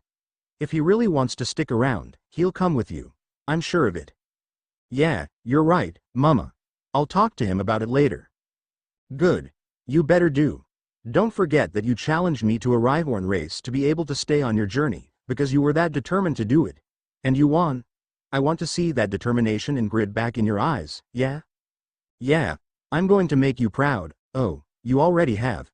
Come here." They hugged again and then Delia started dishing up breakfast. Some time later, Ash came in and stretched his arms. He seemed to be in his own world, as it took him a while to register an extra person in the house. "Well, hello, young man. I trust you are fully rested now?" said Grace, winking at him. "Oh, yeah, thanks." Ash turned away and then realized just who was talking to him. He turned back immediately. "Oh, Grace, hello, sorry, I was miles away. I don't mean to be rude, but what are you doing here?" Grace laughed. Haha, polite as ever, Ash. "Well, I heard from Professor Sycamore that Serena was here. So I thought I'd stop by and see how she's doing. And also to congratulate you on your win and thank you in person for keeping Serena safe the last few years." "So, Congrats and thank you very much. Oh, thank you, Grace, and if anything, she looked after me. Grace laughed again. Of course. That sounds like my Serena. She always did have a soft spot for you as well, now I think about it. Grace stroked her chin. Mama, cried Serena, wanting her to stop right there. Oh, sorry, dear. Just thinking out loud, Delia chuckled and Grace winked at her. Ash just smiled. Even with how dense he could be, he knew Serena was always good to him. Maybe too good to him. He didn't know what he did to deserve someone so supportive of him. But no one else came close to the way Serena always stuck by Ash. Well, I'm happy to see my daughter is in safe hands and I'm glad you two are still together. Me too, Grace. And I promise I'll look after her, even if she does most of the looking after at times. Serena smiled brightly at Ash. I know you will, Ash. There's no one I'd trust more than you to do that and you make my Serena really happy, so you have my blessing. Thank you. Okay. Who's hungry? Asked Delia. Everyone raised their hands. Ash sat down next to Serena, as Delia happily hummed and began to serve breakfast for everyone. As they were eating, Grace had a burning question on her lips. So, what's the plan for the day, you two? Anything exciting? Ash and Serena looked at each other, trying to search for an answer, but they had nothing. Well, honestly, we have no idea, said Ash. Oh, really? That's surprising considering you're the type that's always on the move. Might I suggest something? Said Delia, putting her hand up. Sure, Mum. Go ahead. Well, Professor Oak did say he needs some help again at the lab. Oh no. There's not another surprise party, is there? Yesterday was nice, but I don't think I've got another one in me, joked Ash. No, silly muffin, said Delia, playfully ruffling Ash's already messy hair. This time he really does need some assistance and I think you two will really like it this time. Okay. As long as it's not studying all the Pokemon again. I love Pokemon, but I'd much rather be doing something with them, rather than just watching them all day, said Ash. Well, why don't you go over after breakfast and see for yourself? The mystery of not knowing what it was definitely piquing Ash's interest. He thought about it for a second, before inevitably deciding to go. After everyone's plates were empty, Ash and Serena set off again to the lab. Grace decided to stay longer and went shopping with Delia. Ash knocked on the lab door again, much less erratically this time. Professor Oak opened the door. Well, hello again, you two. I trust you enjoyed the party yesterday?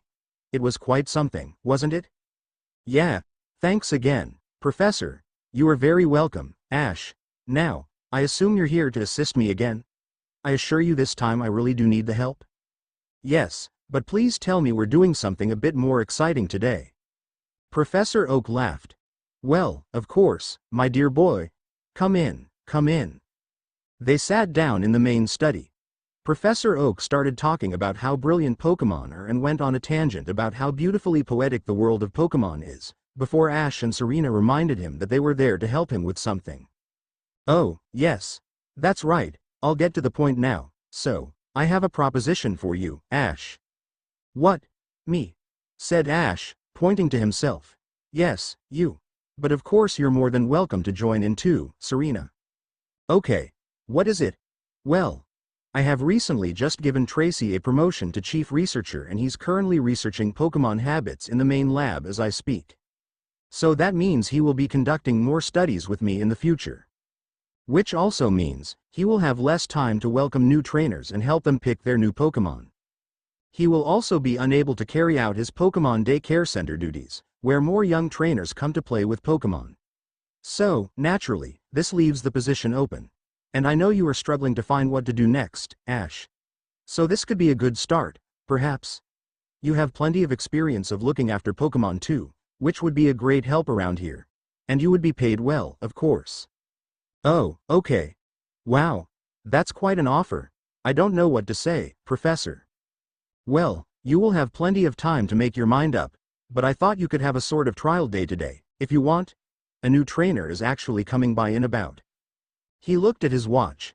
10 minutes, 10 minutes. I don't know, Professor. I'm not sure it's for me. Oh, come on, Ash, interjected Serena. This could be really good for you. I remember just yesterday you were telling us the story of how you met Pikachu on your first day as a trainer. Don't you want to be able to see it from the other side? You could really make a difference and pass on your knowledge to a new trainer. Ash nodded and agreed with everything she was saying. Okay, let me think about it for a second. He was looking for a new purpose in life, and this very well could be it. And it made sense long term too. Not only that, it would give Ash the chance to see his Pokemon regularly and would give him a good stepping stone forwards to whatever it is he truly wanted to do with the rest of his life. Plus, he did need the money. The prize money from winning the league wouldn't last forever, and he couldn't live off Delia his whole life. Okay, I'll do it, but just for today. I can't agree to anything long term just yet. He looked over at Serena. Are you with me, Rena? Of course I am. I'm actually looking forward to it. Professor Oak smiled. Excellent. That's good enough for me. The offer will always be open for both of you though, if you decide you want to work here full time. But for now, let me show you the Pokemon. Professor Oak walked them over to a room with 3 Pokeballs, each containing a starter Pokemon. Charmander, Bulbasaur and Squirtle. He let them all out and quickly refreshed them on all their attributes. But Ash already knew everything there was to know about them, having his own ones himself. There really wasn't much to it. All Ash and Serena would have to do is help the trainer make up their mind on which one to pick and answer any questions they had. Ash and Serena felt confident they could do it, and just in time too, as they heard a knock at the door. Professor Oak went to answer it. A fresh-faced, freckled 10-year-old boy walked in, looking a little anxious. Professor Oak asked his name and then shut the door behind him. Now, there's no need to be nervous, Tommy. Ash and Serena here will help you pick your Pokemon, said Professor Oak, guiding him inside. Serena bent down to his height. Hi, Tommy. How are you today? Nervous, he mumbled. Ash walked over and bent down too. Don't worry, Tommy. Nerves are a good thing. It means you care, just like I did when I was standing right here 8 years ago. And hey, you're doing better than me already. At least you're on time. Professor Oak and Serena sniggered. Tommy looked at him up and down, as he appeared to be trying to remember something, and then it clicked in his little mind. Hey, you're Ash Ketchum, aren't you? Ash was a little taken aback that he recognized him, but smiled warmly at him. Ash would have to get used to being a bit of a celebrity now. Yeah, that's me. I knew I recognized you. I watched you win the league on TV last week. You were awesome. Well, thank you, Tommy. That could be you one day, but first you have to pick your partner. Tommy nodded and was starting to feel more relaxed. Have you thought about which one you want yet? Asked Serena. Yes. I thought about it all night and all morning, but I really couldn't decide. Which one did you pick, Ash? Ash scratched the back of his head and stood back up to his height. Neither. Tommy looked confused. Huh? Which Pokemon did you pick then? There's only 3. Pikachu. But that was a one-off. Oh yeah. I saw him on TV too. He was so strong. Tommy was getting really excited now and looked at Ash in awe. Serena stood up too and couldn't help but admire how good Ash was at this and how much he was inspiring Tommy. Yeah, he is. And you can train any one of these 3 to be just as strong. Would you like to see them all now? Oh, yes, please. Okay, come on out you 3. Ash and Serena let them out of their Pokeballs. Tommy gasped and squealed in delight. He couldn't believe he was finally going to get a Pokemon of his own. He'd always dreamt of this day and anticipated it impatiently, just as Ash had some time ago. Charmander, Bulbasaur and Squirtle looked just as nervous as Tommy had been earlier. They were all desperate to be picked and tried to audition themselves well in front of Tommy. Now, I know it can be a little overwhelming seeing them all, Tommy. But you can take as much time as you like. Would you like us to tell you a bit about them while you decide? Yes, please. Tommy walked around them and closely examined them, as Ash and Serena explained what types they were and what kind of abilities they had. But Tommy still wasn't sure. That was until Charmander tapped him on his shoulder to get his attention and blew fire, to show off in front of him. Tommy stared at the spin of fire in amazement and then looked deep into its eyes. They felt something between each other at that moment. Awesome, was all he could say. Squirtle and Bulbasaur tried to take his attention away from Charmander, but it was too late. Tommy looked up at Ash and pointed. I want Charmander. He looked back down at it and smiled. I choose you. Charmander jumped up and down and hugged Tommy. A beautiful friendship had begun. Bulbasaur and Squirtle looked really disappointed, but accepted it gracefully and hoped they would get picked next time. Don't worry guys, you'll get picked one day, said Serena. Ash and Serena returned them to their Pokeballs. Serena turned to Tommy and clapped. Excellent choice, Tommy, she said. Yeah, I never picked Charmander, but I probably would have if I never met Pikachu. But I did have one myself, who's now evolved into a Charizard. And now he's one of my strongest Pokemon. Yes. It's true, Tommy. If you want you can come and meet him and some of Ash's other Pokemon before you go, said Professor Oak. Oh, boy. Really? No kidding. Sure. Take Charmander's Pokeball first and this Pokédex and then we'll go see them. Ash handed him the Pokeball and Professor Oak gave him the Pokédex. Everyone went out back and played with the Pokemon. Professor Oak looked on and was impressed with how good Ash and Serena were with the Pokemon. They would definitely be a good fit in the Pokemon Daycare Center. After some fun and games, Tommy decided it was time to finally begin his journey. He waved back to Ash and Serena as he left. Thank you, Ash and Serena. Maybe one day I'll come back and challenge you to a battle, said a much more confident Tommy. Ash laughed. Sure, I'll be looking forward to it. Tommy gave them a cheeky grin and then disappeared over the hill, with Charmander by his side. Ash couldn't help but reminisce about his first day as a trainer and remembered how treacherous it was. Well, I have to say, you two are naturals. The job is yours if you want to take it, said Professor Oak. Thanks, Professor. We'll think about it, said Ash, speaking for both of them. Unless you want to do it, Rena? He quickly asked, not wanting to make her decision for her. Yeah, I really enjoyed it. But I feel the same way as you, Ash. I'll need to think about it too. Professor Oak completely understood and respected their decision. Well, like I said before, the offer is always there. Thank you for all your help again. You were most helpful indeed. You're welcome, Professor, they both said. Ash and Serena returned home and decided to just lazily watch TV for the rest of the day. They hadn't really had a chance to relax since they arrived in Kanto.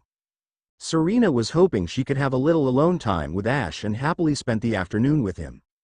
She could have spent the rest of the night like that, but Delia phoned and said she and Grace would be back at 6. Delia was taking her to the best local shops and places to see. Serena thought it was nice that their mums were getting along so well. Definitely a good thing if her and Ash ever became an item one day. But she was getting ahead of herself again. As the sun set, Serena found herself staring at Ash, who was really getting into a Pokemon Battle TV show and didn't notice her prying eyes lusting after him. Her eyes had acquired their target and she wasn't looking away unless she had to. But then she suddenly heard keys turning in the door. Was it really 6 o'clock already? Where did the time go? Serena tried to look away before Ash looked over, but Ash caught her gaze just in time. Ash raised an eyebrow, wondering how long she'd been staring at him for. But he just shrugged it off. He was too hungry to think and was looking forward to whatever his mum had planned for dinner. We're back, chimed Delia as they walked in. Did you two have a good day at the lab? Ash and Serena explained the day they had had and even told them about the job offer. Delia was ecstatic with glee and thought they should take the job. Grace wasn't too pleased about it, however, and still wanted her daughter to pursue her true dreams. Delia and Grace also told them about their day and then Delia began preparing dinner. When it was done, they all sat down in the living room and ate together. It felt like a family to Serena. Pikachu even had a little playset in the corner of the room and a little bottle of ketchup. It was all rather perfect and blissful, until Grace announced she was leaving to catch a flight back to Kalos. Serena looked sad, hoping she'd at least stay the night, but Grace insisted she had to get back to her Rhyhorn. Ash and Delia hugged her and said goodbye. Serena decided to walk out with her and see her off properly. Well, I guess this is goodbye again, said Serena, tearing up a little. Yes, baby. But don't forget you can phone me anytime, yeah? Grace bopped her nose and made Serena giggle. I know, Mama. I'll call you tomorrow.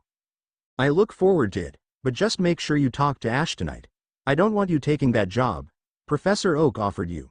It sounds nice, but maybe you can do that after you become Kanto Queen, yeah?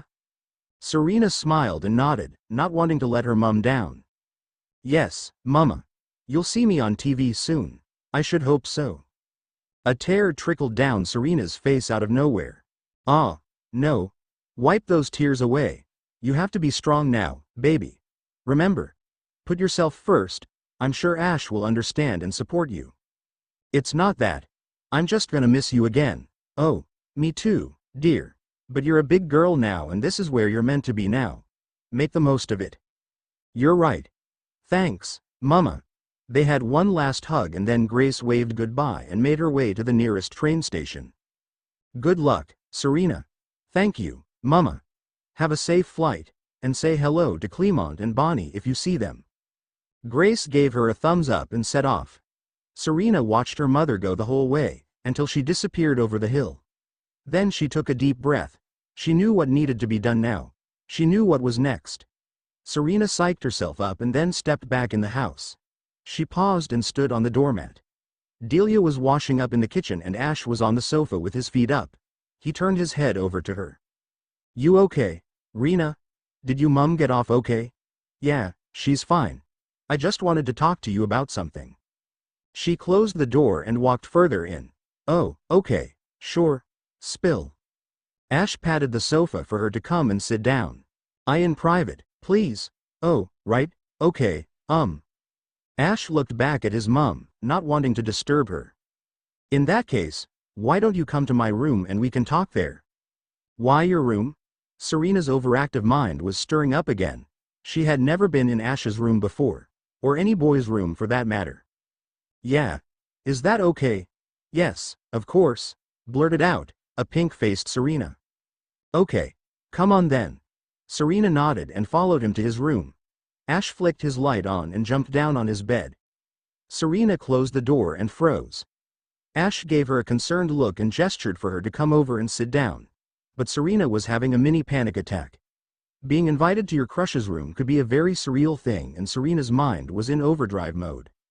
Are you sure you're okay, Rena? You look a little nervous. Serena stepped back into the real world. Yes, I'm fine. Well, come and sit down then, please. Oh okay. Sorry. I just never expected to be in your room, she said, all in one breath. Serena quickly sat down. Ash handed her one of his pillows to rest her back on and put one behind himself. They sat back and rested themselves against the wall. Thank you. There was an awkward silence for a while, as Serena looked around his room. It was just as messy as Ash's hair, with loads of clothes and Pokemon magazines scattered across the floor. The walls were plastered with Pokemon Indigo League posters and the shelves were full of Pokemon merchandise. Serena's eyes kept darting around, until she spotted the most out-of-place looking thing in the room, sitting high up on a wardrobe. Ash's trophy. Ash noticed her staring at it and scoffed. You know, it's funny. I've barely looked at it since I won it, and I didn't even show it off to anyone at the party. I guess it still hasn't sunk in yet. Well, it happened, Ash, and you should really start believing it. Not everyone gets to win it all, you know. I know, but I certainly had a lot of failures along the way. But you've done it now. I wish I could have done it, Serena mumbled. She turned her whole body away from Ash and raised her knees up and lowered her face into her arms. Ash tilted his head round, trying to see if she was okay. Sorry.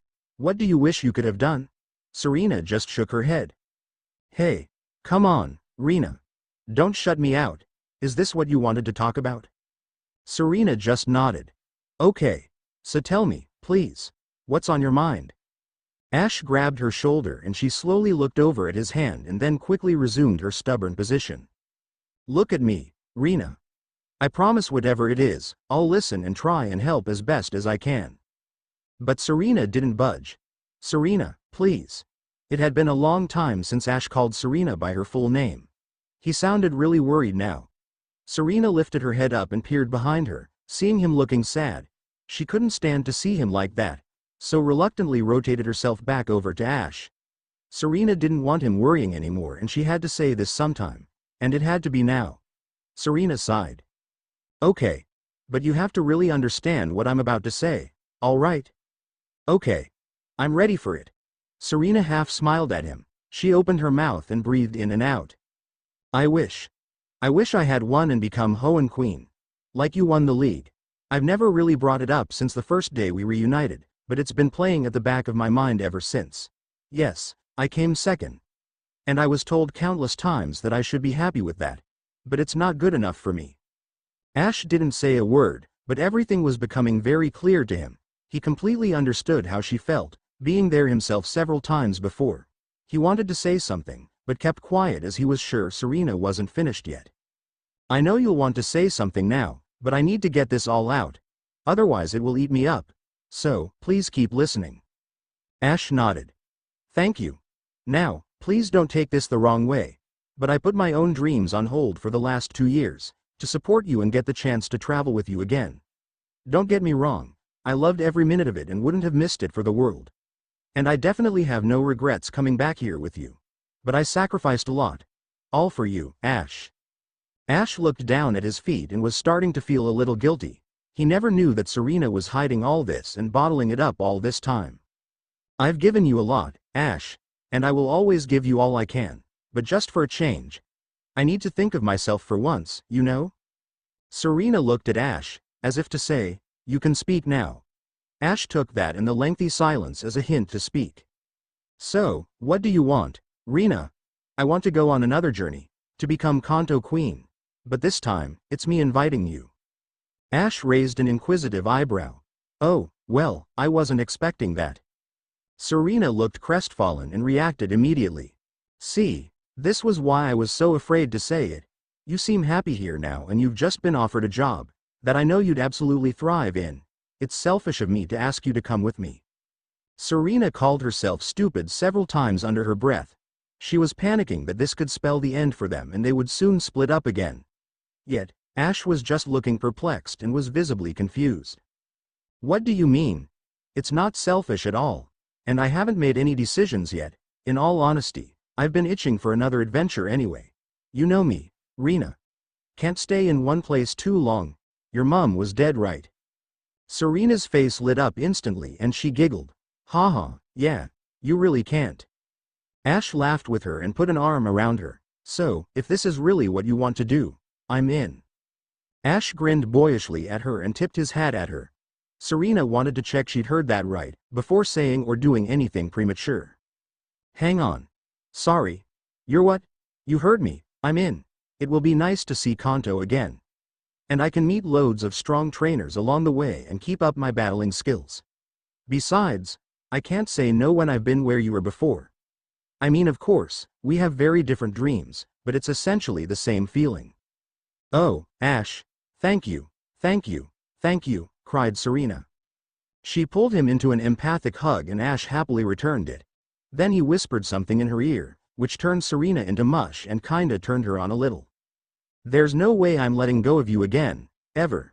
Then they broke the hug, but were still touching, as Ash grabbed Serena's hands and there was another saga of prolonged eye contact. Serena wondered if this was finally the moment and almost hyperventilated, but took fast rattled breaths instead, until it eventually steadied and it felt she was holding her breath. Waiting and hoping. Then Ash suddenly let go and grinned goofily. Hey, I just thought of something, I have something to show you. He got up and headed over to his wardrobe. Serena's breathing returned to normal, as she let out a massive bout of air from her cheeks. Hard luck. Not this time either. Ash hadn't even noticed and was too busy rummaging around. Then a minute later, he spun around and revealed a dusty old hat. He brushed the dust off and handed it to Serena. She had no idea why he was showing her it though and why it was so important that it had to interrupt her fantasy. You see this hat? It's the very first hat I had when I started my Pokemon journey. It's the official Pokemon Indigo League Expo hat, and it's very rare. Serena stared down at it in interest now. She figured it must have been important to Ash, even if she didn't fully understand it yet. So rare in fact, that I must have sent in about 1 million postcards to get it. Wow, really? She handled it carefully, even though it was already quite worn out. Yeah, it means a lot to me. Ash rubbed his nose with his finger. But more importantly, it's a symbol of how determined I was to become a Pokemon master.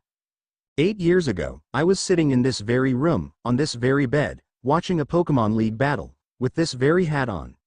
The night before I became a trainer actually. And I made a vow to be the very best there ever was that night. Having grown up now, I don't think anyone can truly be the best. But I did my very best. And that's exactly what you're going to do now, Rena. And this time, I'm going to be the one by your side every step of the way. Serena clutched the hat tight in her hands and looked at it again. Then she started crying a little, as a tear fell on top of the hat. It was definitely more than just a hat. Serena got it now. I don't know what to say, Ash. I'm just so glad to have you in my life. Me too, Rena. But please, don't cry. This is a happy moment and tomorrow is the beginning of bigger and better things. Tea tomorrow? Yeah. Why not? Let's go as early as possible. Serena wiped her tears away and put the hat down. She leapt up and put her hands into fists determinedly. All right. Yeah. Tomorrow is the day. That's the spirit, Rena. Ash truly never stopped inspiring Serena to do great things.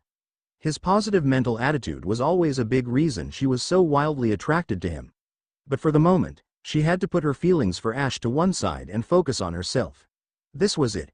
She was going to do this. It was now or never. Serena thanked Ash again and rushed off to her room to get packed and ready. Tomorrow was going to be a very big day. Maybe bigger than they both realized. Serena's eyes shot open at 5 a.m. sharp, as her alarm beeped loudly. She wasted no time at all and smacked it off. Then she was up and out of bed within seconds. It had been a very long time since Serena felt this motivated about something. Her journey with Ash was mostly just her tagging along and supporting him. But now it was her turn. The roles were reversed. She went through her usual morning routine and got herself ready for what was sure to be an important day. Sometime later, Serena emerged from her room with everything packed and ready. They weren't due to leave for another hour or so, but Serena wanted to make sure everything was prepared in advance. Then as she placed her travel bag down by the door, she wondered where Ash was. She made her way over to his room and knocked on the door. No answer. He hadn't forgotten, had he? Wondered Serena. Surely not. He knew how much this meant to her. She knocked again and silence followed once more. Serena frowned. We agreed to be up early, mumbled Serena to herself. Then she decided to slowly open the door, a little reluctantly. She didn't want to intrude, but time was ticking and Ash needed to be ready to go. Serena only opened it a little though and just poked her head in. But there was nothing to see. Ash was gone. Huh? Where is he? Serena opened the door fully and put her hands on her hips. Then Serena heard something out the window. She opened it and looked outside to the back garden. And there, sure as day, was the man himself. Ash was already up and doing stretches with Pikachu. He was facing away from her and hadn't seen her yet. Serena chuckled to herself. Of course. The early bird gets the worm, right, she whispered to herself. Serena decided to stay and watch the show for a bit, as she rested her arm on the windowsill. She had been in this position many times before, watching Ash from afar carry out his morning routine when he wasn't looking. It was one of her favorite times of the day when she was traveling with him last. Plus, it was a great excuse to drool over how fit he was without being caught. Ash was always too focused to notice her, so Serena kept a watchful eye on him and almost forgot what she was meant to be doing today. Ash was just too damn distracting. But the drool fest ended abruptly, when Ash unexpectedly turned around and spotted her while doing a backwards arm stretch. Oh, Rena, didn't see you there, morning. Serena's eyes widened in shock. She never normally got caught. It was as if Ash knew she was staring this time. Serena got startled and her arm slipped from the window, causing her to nearly fall backwards. Thankfully, she kept her balance and quickly composed herself. She felt rather embarrassed, and though it was quite dark, Ash could see a flush of bright red appearing on her cheeks. All in front of her crush, no less. You okay? Yeah, my arm just slipped, that's all.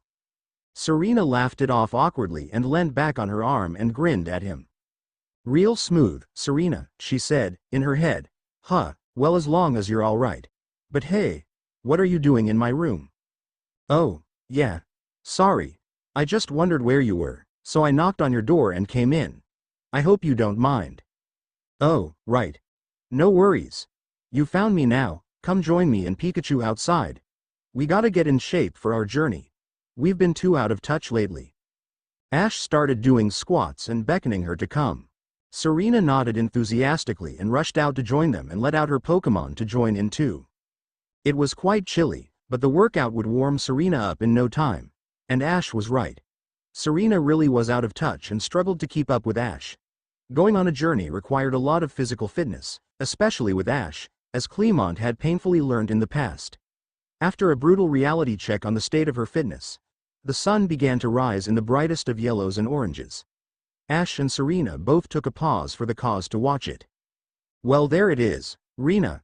The start of another beautiful day. And the start of you becoming Kanto Queen. Time to go, I think. Yeah, I think so too. Serena's eyes glistened as she watched the rest of the sunrise and made a vow to herself that she was going to give it her very best, just as Ash had done. Serena was ready, but there was one last thing left. Let's say goodbye to your mum first though. I want to thank her for everything. Sure.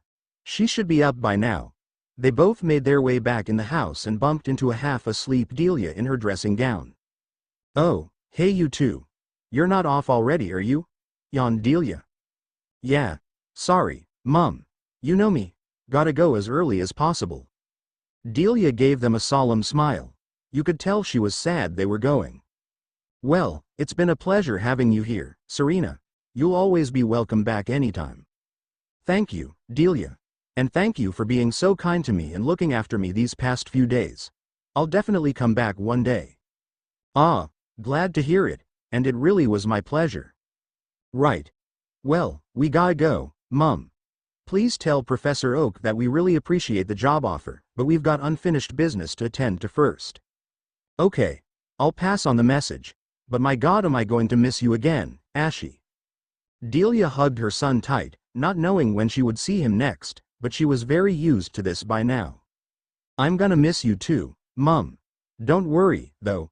Mr. Mime will be back from his holidays soon, so you won't be alone for long. Take care. Yeah, that's true.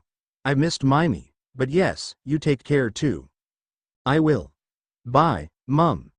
Delia hugged him one last time and then embraced Serena in a loving hug too. And with that, Ash and Serena said a final goodbye and left Pallet Town behind. For now anyway.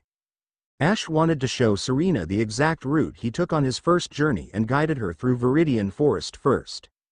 He told her all about the story of the Spearow attack and how he had to rush Pikachu to the Pokemon Center, which they were heading over towards now for some respite. Serena was always fascinated about learning about Ash's past and was surprised to hear all the difficulties he faced. By the time they met in Kalos, Ash was already quite a well-established trainer and had bundles of confidence. But his Kanto stories definitely showed an unknown vulnerable side to him. Serena had hardly ever seen.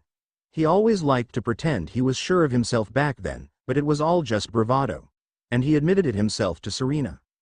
As they walked in the Pokemon Center, Ash immediately spotted a showcase poster and pointed at it very excitedly, trying to get Serena's attention. Serena laughed at his puppy dog routine and thanked him for alerting her to it. She rushed over to read it. In big bold letters, it said the first ever Kanto showcase would be held in Pewter City, and underneath it, in smaller fine print, was the date it was being held. Next week, screamed Serena, catching the attention of everyone else at the center. Nurse Joy and Chansey looked over and made sure she was all right. Sorry, yes, I'm fine. I just need to start practicing, like, right now. Well, it's a good thing we left when we did. Otherwise you could have missed it, said Ash. Yeah, but a week to prepare is still not enough time. I know. But you're still gonna enter, right? You can't miss it. Of course I am.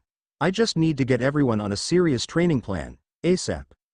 Well, I can definitely help there. Serena calmed down and took a breather. Thanks, Ash. Not just for that, but for everything. Don't know if I could have done this without you, to be honest. Oh, come on. You don't need me. You're an amazing trainer and performer in your own right, Rena. I'm just here to return the favor and cheer you on.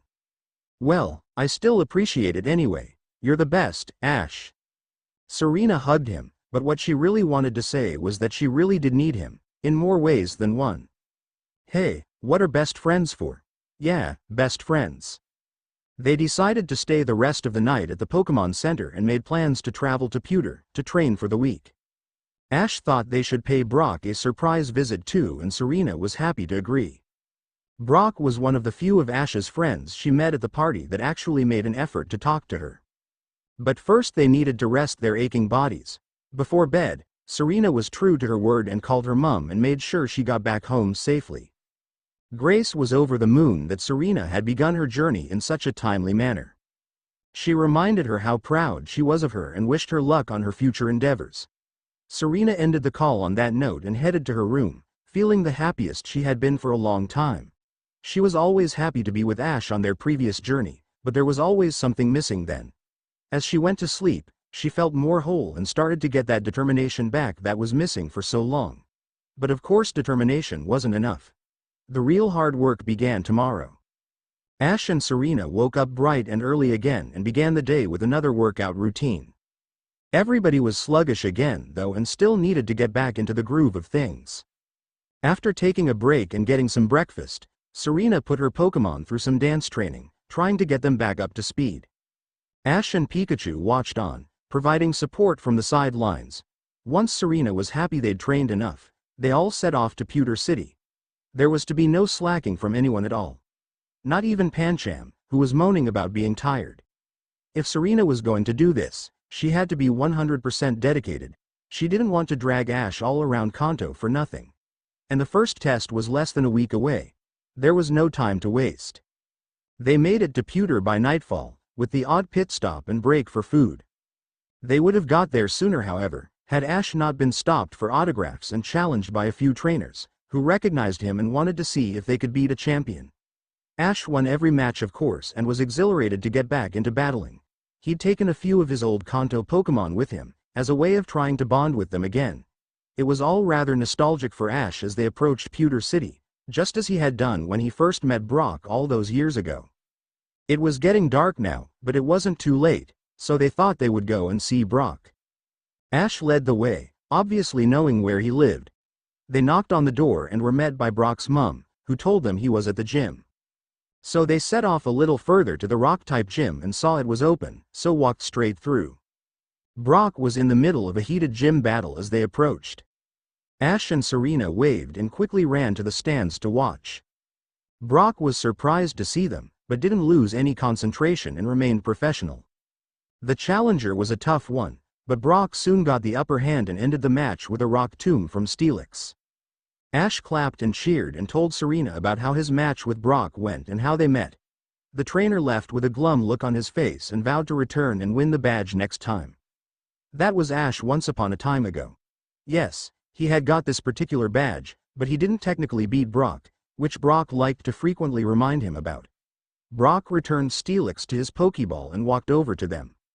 "Well, hello, you two. This is a nice surprise. Nice to see you again, Serena." Brock nodded at her respectfully and Serena returned the pleasantries. "Well, I did say I was gonna come visit sometime," said Ash. "Yeah. But I wasn't expecting it to be this soon. How you doing, bro?" "I'm good, thanks." They hugged it out. "I didn't know you were still doing gym battles by the way." "Oh, yeah. About that. Most of my time is spent at the Pokemon Center looking after sick Pokemon with Nurse Joy and I did give up the gym for a while. But I missed it. So, every now and then when I get free time, I come back here for a few battles." "Ah. I get you, man. I was missing the battling too. Had a few on the way here actually. Felt good to get back into it." "Oh, I bet. So, what are you two doing here then?" "Well, we've decided to go on another journey. Serena wants to enter the Pokemon showcases starting up here and become Kanto Queen." "I see." Brock was very intrigued by this and was starting to wonder if there was any other particular reason why Ash and Serena were on another journey together. Alone. Brock had traveled with him multiple times, but this was different. He thought it was unusual for Ash to grow attached to someone and stay with them this long. There had to be a reason why these two were so close. He didn't have much time to ponder it now though. "I heard about the showcases. Pewter City won the bid to host the inaugural Pokemon Showcase event in Kanto some time ago now." "Oh, really? Do you know anything else about it, Brock?" asked Serena, almost getting up out of her seat. Brock tapped his chin. "Well, no, they're not really my thing, but I know a friend of mine who just got a job as a stylist there. He was actually telling me about it last week." "Oh, right.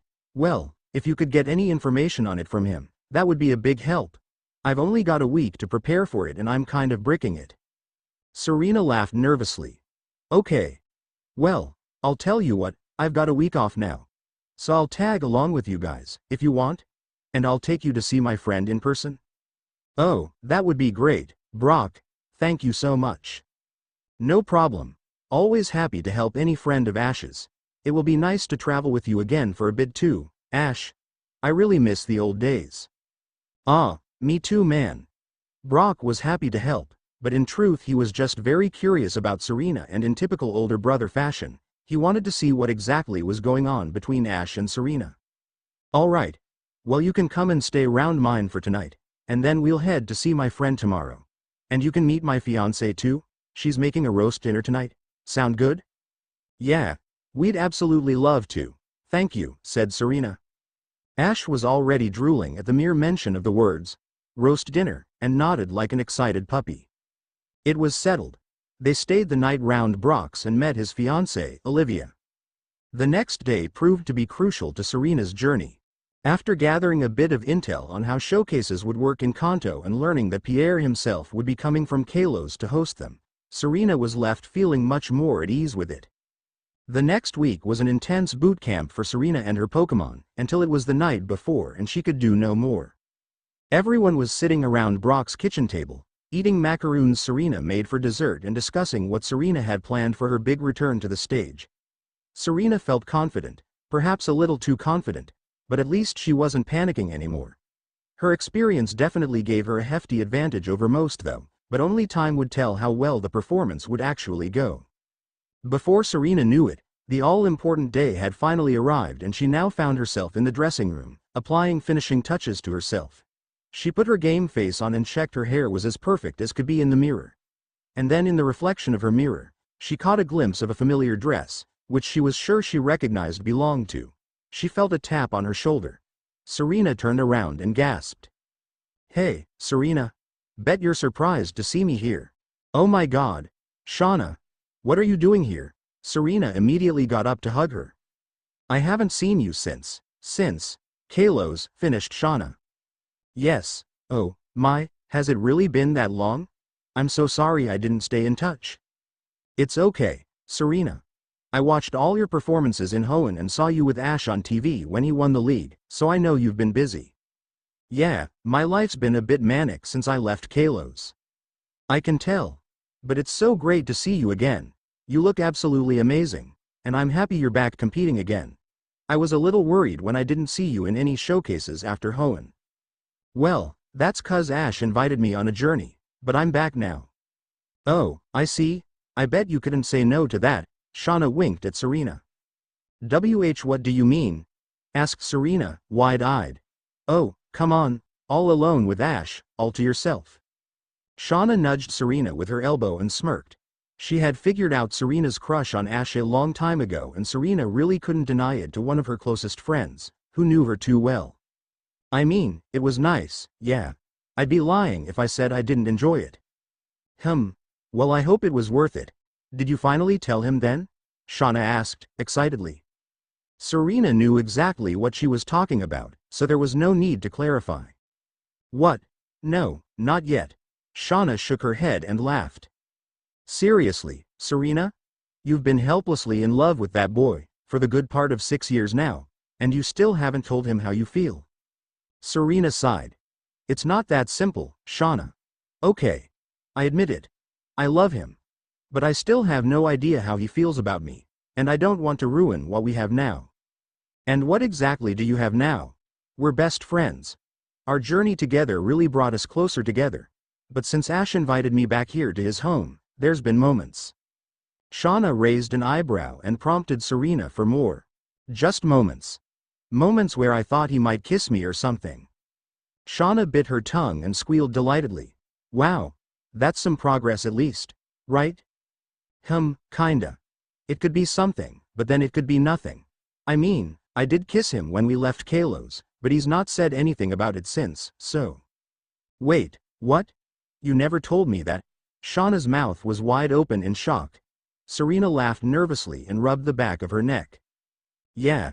It was just a YOLO thing in all honesty. I was leaving, so I thought what the hell. And how did he react at the time?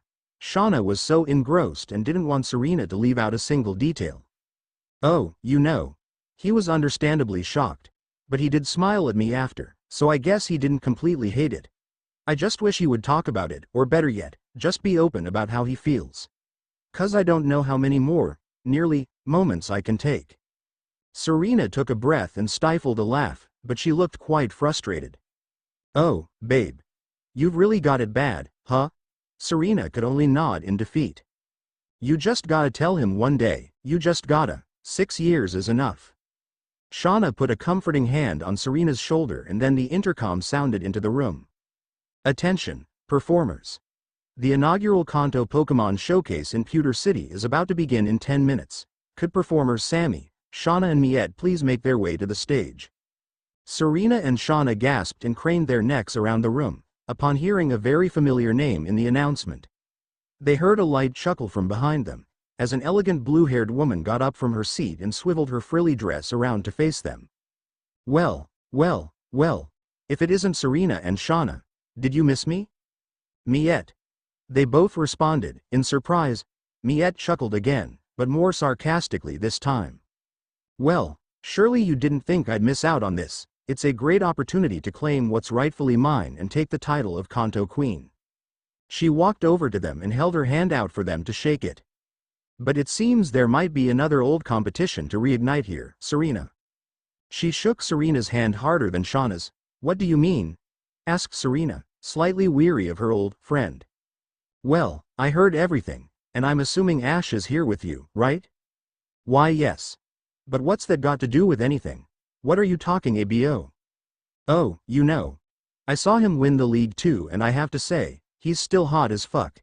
Maybe even hotter now he's a champion. Miette leaned closer to Serena and whispered the next words in her ear. So I'm still very much interested. If you don't hurry up, I might just get him first. Miette stepped back slowly and loved seeing Serena getting worked up. She always enjoyed teasing her about Ash. When she first started doing it back in Kalos, it was just a bit of fun. But as time went on, she was actually genuinely interested in Ash. It would appear that if Serena wanted both Ash and the Kalos Queen title, she would have to fight for it and she had rivals in more than one sense. Miette. Fumed Serena. Miette laughed. Oh, it's too easy to wind you up. I missed this. But anyway, I must go now ladies. Got a princess key to win, you know. Best of luck you two. You're gonna need it. She winked and strutted out of the room with flair. On her way out, Ash came running towards her. Oh. Hi, Ash, long time no see, handsome, she elongated. She brushed her hand on his chest and smirked back at Serena, who was absolutely positively seething and ready to blow a fuse. Hi, Miette, said Ash, looking extremely awkward. Try not to let her get to you, Serena. See you out there later, said Shauna, as she made her way over to the stage too. Serena tried to compose herself and calm down. Okay.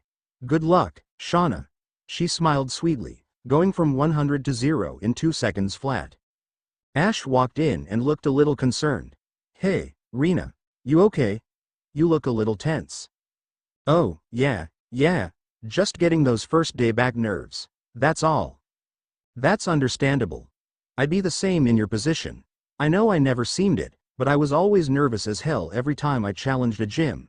The excitement of it just masked it. Serena smiled at him, feeling more at ease now. Really? I never would have guessed.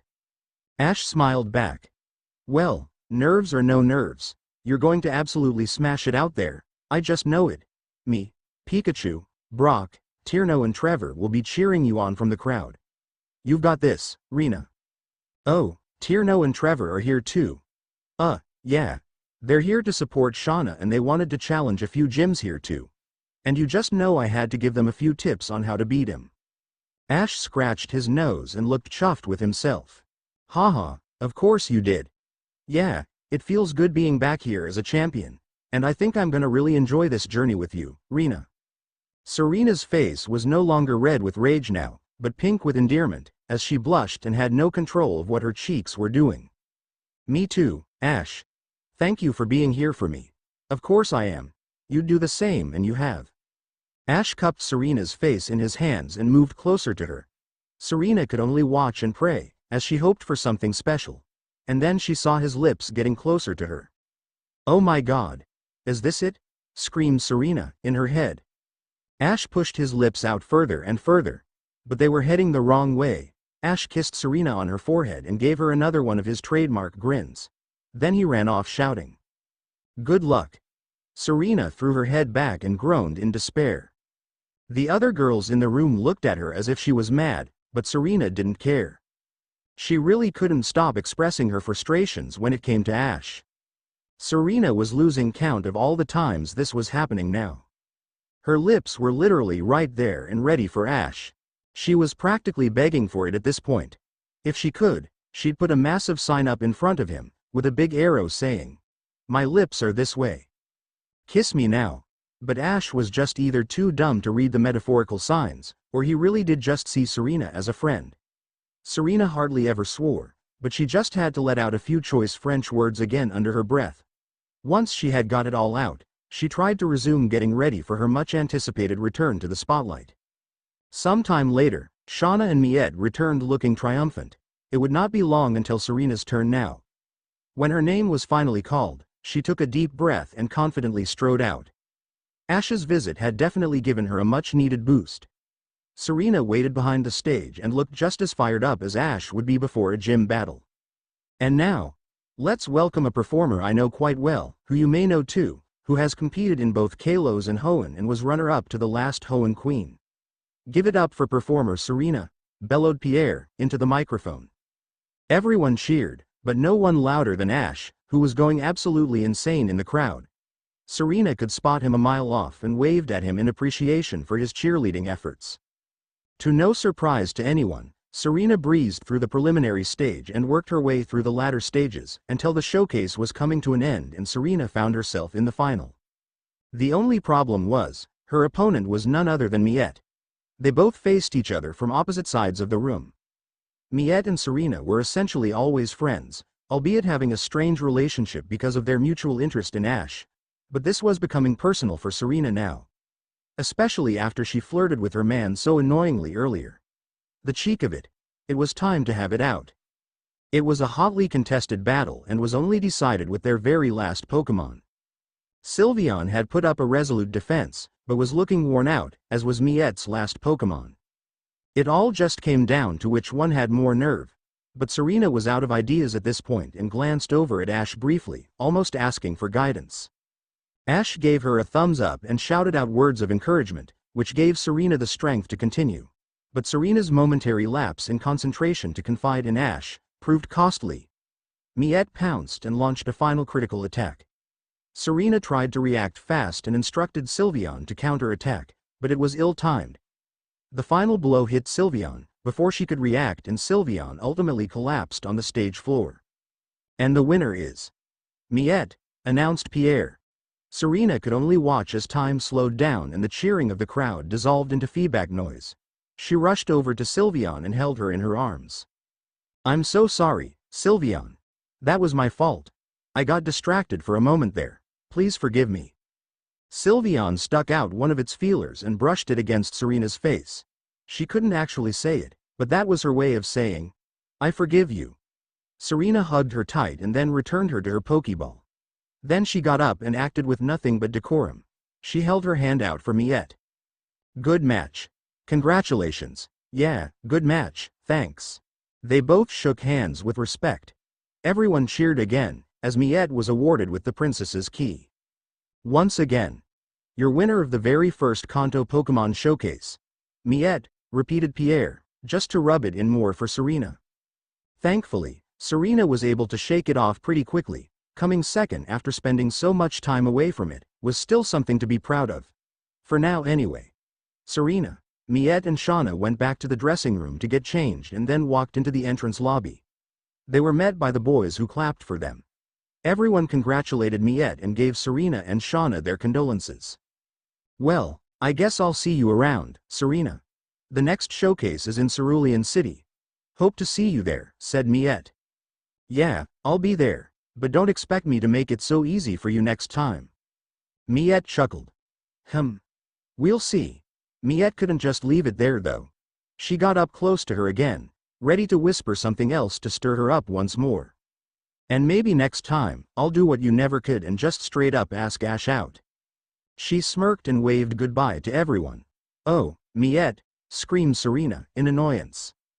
Miette always knew exactly what to say to rile her up. Until next time, Ashy Cakes, looking good by the way. She blew him a kiss and promptly left. Ashy Cakes? Asked Brock, raising an eyebrow. Ash shook his head. Don't ask, mate. Brock found this all rather funny and noticed how worked up Serena was getting. Perhaps his earlier theories were correct, he thought. Serena could have easily rushed over there and slapped her, but it wasn't in her nature and she needed to learn how to not let Miette get to her so easily. So instead, she counted to 10 in her head and diffused the internal bomb about to go off.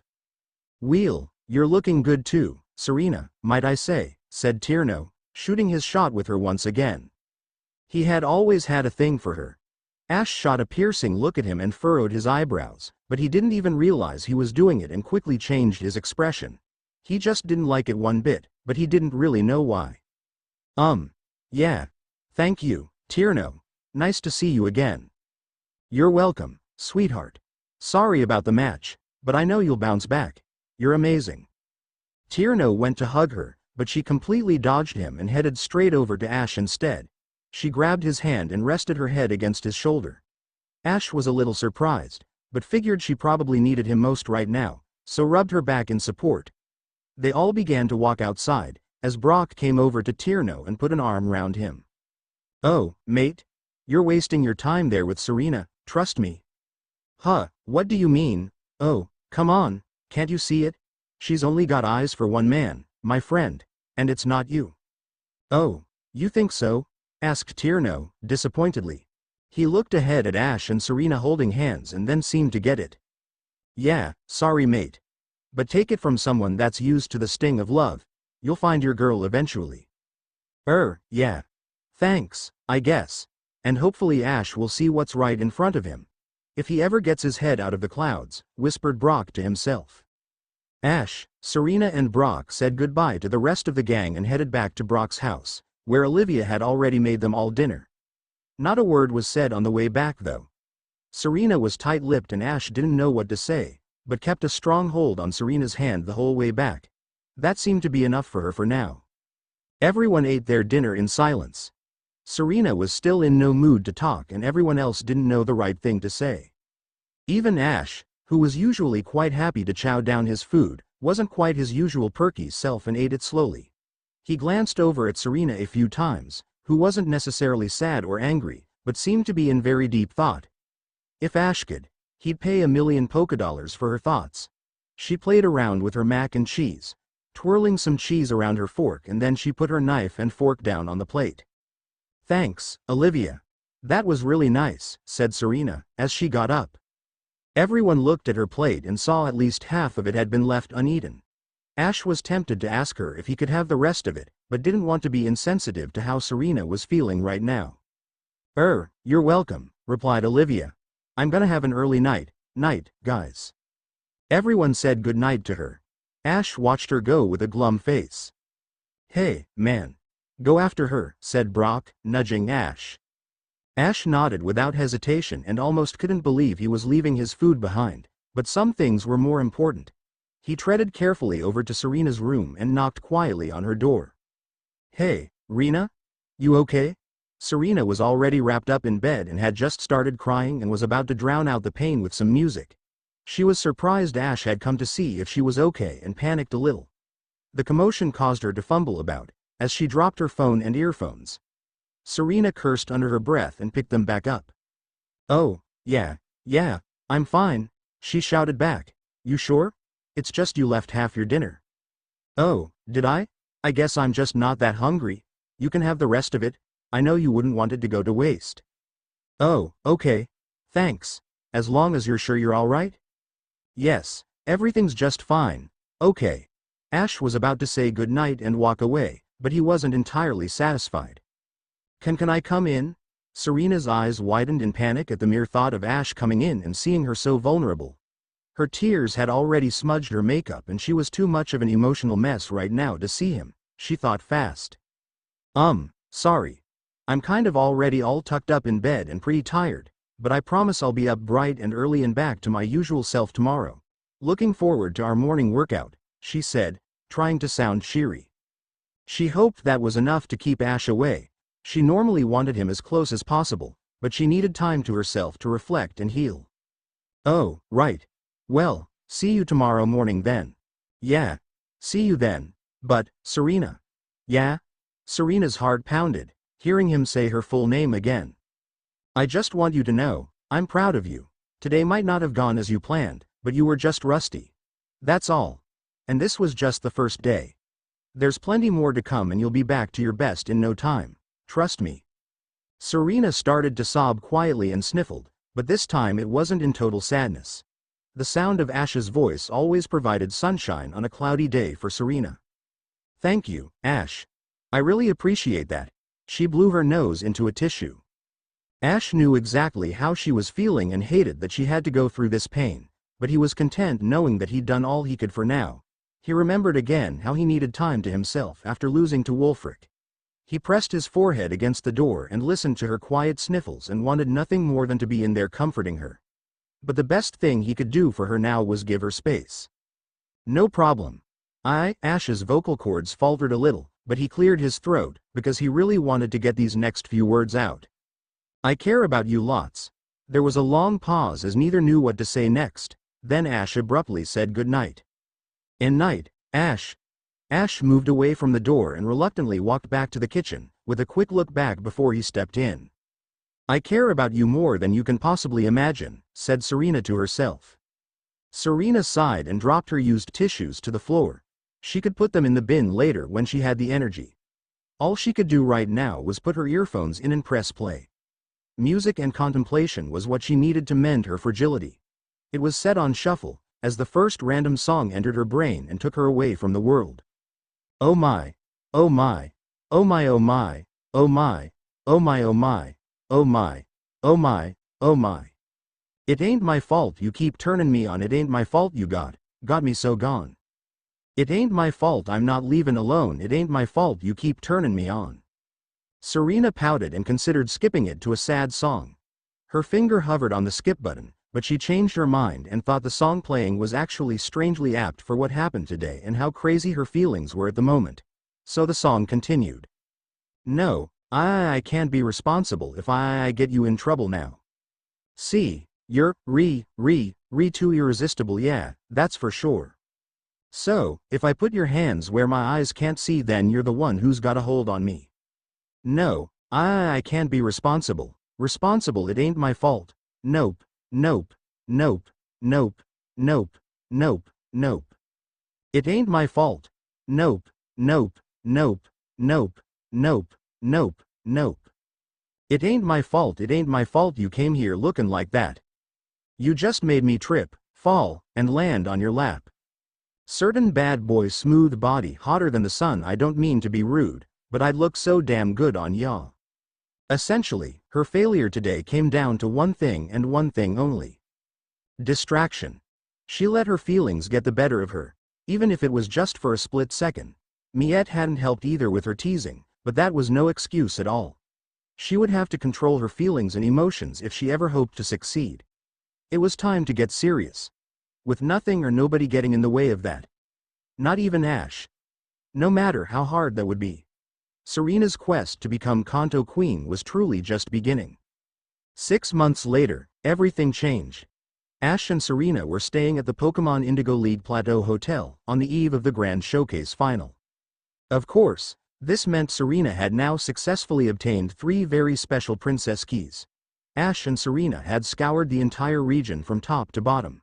From Pewter City to the Indigo League Plateau. Exactly how Ash's first ever journey played out.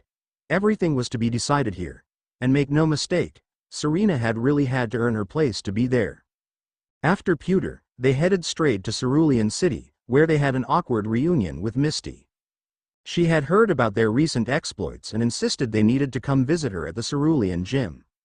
Serena was not happy at all, and even Ash was reluctant, after she tried to come onto him at the party, but she was still a friend. Safe to say, Misty wasn't very impressed that they were on another journey together and tagged along to the Cerulean Showcase event, in an attempt to disrupt them. And of course Shauna and the gang were there too, along with a very cocky Miette, who was showing off her princess key and teasing Serena once again about Ash. So this time, Serena had both Misty and Miette to compete with. But as hard as it was for her, she had to put her full attention on the performance this time. Besides, Ash really didn't seem keen on either of them, which put Serena's mind at ease. So she told herself that if he really liked her, he wouldn't be interested in them at all. And he really wasn't, as he never once entertained any of their flirting. Serena couldn't help but enjoy that. Ash really was a tough man to get. He was unbelievably dense to any kind of advances from girls as it was, but he was a champion now, so he technically had the pick of the bunch. Yet, he didn't seem to want anyone right now. He was insistent that he was only there to support Serena. Plus, even though she had threatened to do it, Miette chickened out of asking Ash out. His stubbornness to her flirting seemed to put her off altogether, which Serena very much took pleasure in seeing. With all that in mind, Serena stopped worrying completely about Ash and his admirers. There was no point getting worked up about that, or her own feelings for him anymore. Instead, she channeled all of that wasted energy into her performance and thought about how much prouder Ash would be of her if she actually won this time. And so she did. It was a rematch of the last contest with Miette in the final, but this time Serena remained focused and was victorious. And that was Princess Key number 1 earned and a step closer to her dream. After the showcase, Misty was practically begging to come along with Ash and Serena. Serena was worried for a second that Ash would actually say yes, as they were such old friends. But to her surprise, Ash politely turned her down, saying that this journey was just for the two of them. Misty was absolutely gobsmacked at Ash's rejection and stomped off back to her gym. Ash shouted an apology back at her, but she was absolutely livid and they hadn't heard from her since. Ash just kept choosing Serena over and over again. In truth, he would have even said no to Brock if he asked to come.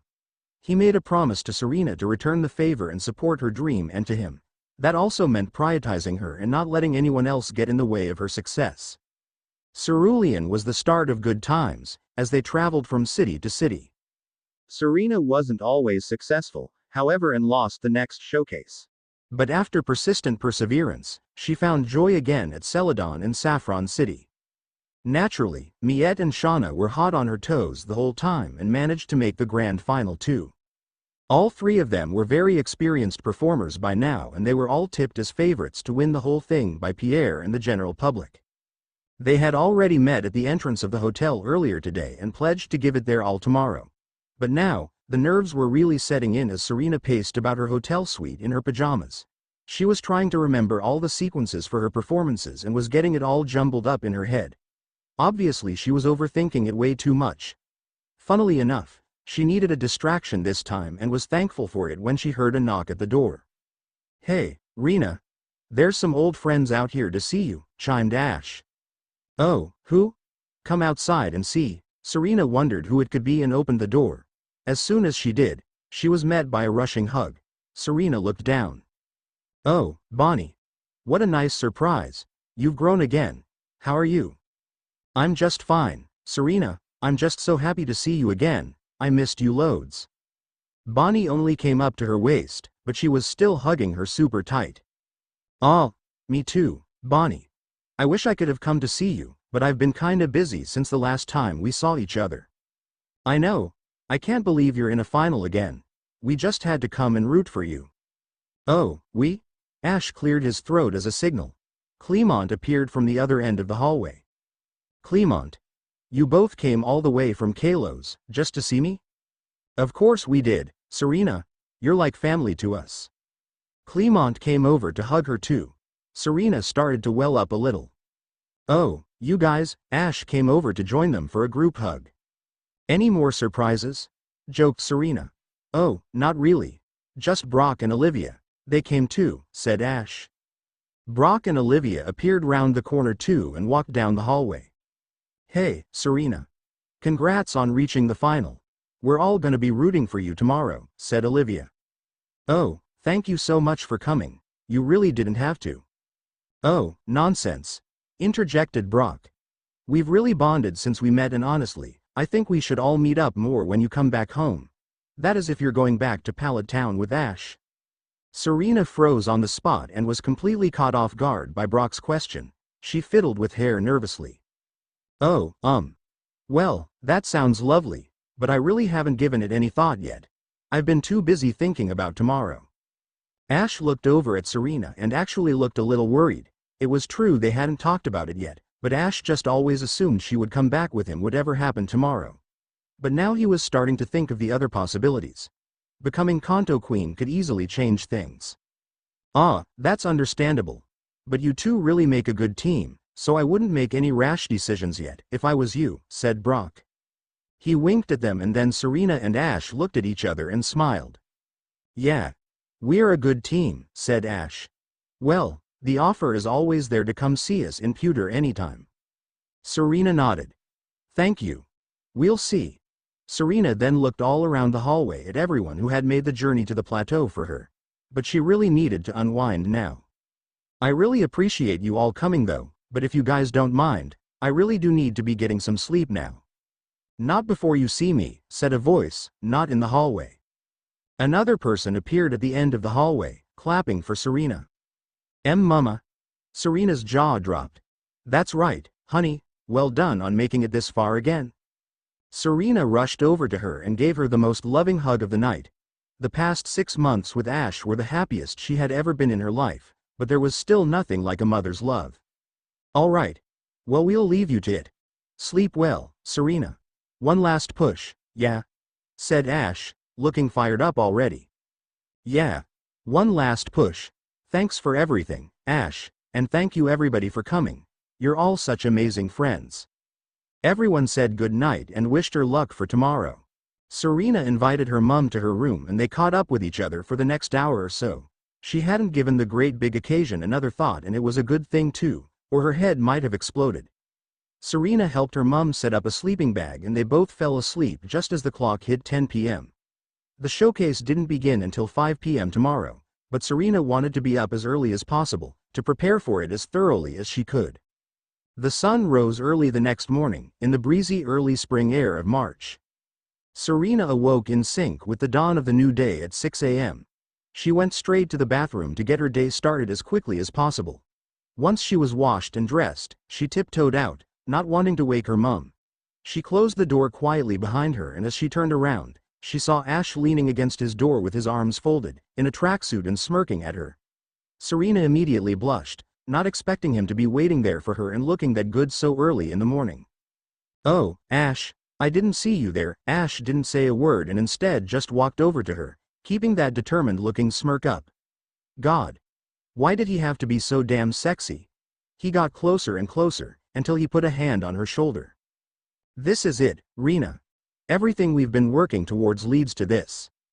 They locked eyes and just stared at each other for a while, both knowing how big today was. Not just for Serena, but perhaps their whole relationship moving forwards. Whatever happened today could decide the future for them both. Are you ready? Asked Ash. As ready as I'll ever be, she replied instantly, hyped as ever by Ash's motivational energy. Ash smiled and held out his hand for Serena to hold. They headed downstairs to the hotel kitchen and got a healthy, balanced breakfast. Then once they were energized, they headed to the hotel gym for a little pre-showcase workout, led by Ash and Pikachu. By this point they were as fit as a fiddle, having done this every morning for the past 6 months now. Serena was never this well trained in Hoenn. And just having Ash's positive presence alone was definitely a big boost for her this time. They didn't overdo it, however. It was like the day of a big sports cup final, so Serena didn't want to expend herself too much before the showcase had even began. After a satisfyingly productive session, they decided to wait for the others to join them outside. Ash checked his watch and saw it was nearly 9 a.m. now. He had sent them all a message to meet him and Serena at the entrance of the hotel when he woke up. First to come out was Bonnie and Clement, who looked excited for the big day. Then Brock and Olivia followed, looking particularly loved up today for some reason. Serena questioned why they looked so happy, which Brock answered by saying it was their 4-year anniversary today. Oh my God. That's so sweet. Congrats. Thanks, Serena. There's really nothing like being in love, replied Olivia, looking up at Brock lovingly. Serena admired how long they had been together, but sort of slightly envied them too. She'd never loved anyone except Ash, so as far as she was concerned, it was him or nothing at the moment. But today really wasn't the day to be thinking about such things. She couldn't afford any distraction at all. There was no second chance this time. No do-overs. She quickly dismissed her daydreaming, romantic thoughts about Ash and put her mind back on the showcase. The only person they were waiting for now was Grace. She walked out of the hotel front door moments later, with her arms behind her back. Serena, my darling. How are you feeling? Serena smiled broadly at her. I'm feeling good, thank you, Mama. Ash and I got a good training session in this morning and I'm raring to go. Just gonna head over to the plateau now and practice my performance. Sounds perfect, dear. But I have a surprise for you before you go. Oh, Mama. Whatever it is, you really shouldn't have. Peeved. Are you kidding me? It's not every day your daughter reaches the grand showcase final, let alone a third one. She brought her arms forward and everyone saw she was holding a fancy colorful box with a blue ribbon tied around it. This is for you, Serena. My lovely daughter. Serena walked up to her and looked at the box with intrigue. Go on, open it. Serena nodded and began to untie the ribbon. Then when it unraveled, she lifted the lid of the box. Serena gasped and put her hands over her mouth. Oh, Mama. It's so gorgeous. What is? Asked Ash, wanting to get a look at it. Mama got me a new dress. She took it out for everyone to see and they were just as amazed at it. It was a purple strapless dress, with sparkly stars sprawled across it. Serena had never worn anything like it before and purple wasn't usually her color, but it was utterly stunning to look at and she hadn't even put it on yet. She squealed and hugged her mum, thanking her for such a thoughtful gift. You're very welcome, dear. You should go try it on. Oh, yes. I have to make sure it looks good on me first. I'll quickly try it on now. Serena put it back in the box and began to dash back inside to her room, but then paused. She turned around slowly and gazed over at Ash. Ash felt her stare and turned to meet her eyes. Hey, Ash. Would you mind coming with me? Might need a little help putting it on. Oh, yeah, sure. Look after Pikachu for me, will you, Bonnie? Bonnie happily took Pikachu off Ash, as he jumped off his shoulder and into her arms. Serena smiled and then turned to face everyone else. Okay. Ash and I won't be long, everyone. You guys can go ahead and check in at the plateau. We'll catch up later. Everyone nodded and made their way over there. Serena looked back at Ash and invited him up with her. Ash was as dense as they come, but even he was a bit flustered at the thought of helping her with her dress.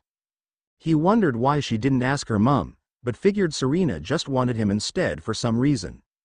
Since beginning their journey, he hadn't really questioned anything Serena had asked of him. He made a promise to her to help her in any way he could to achieve her dreams.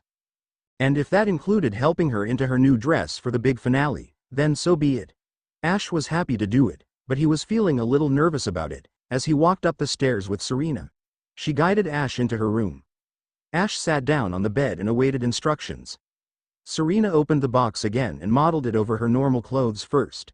She seemed to like how it was looking so far and was excited to put it on. Okay, Ash. I'm gonna change into it now, but I'll need help zipping it up soon.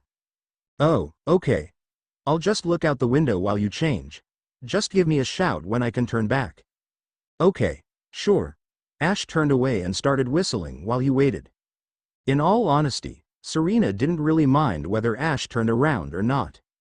But she thought it was cute that he still respected her privacy.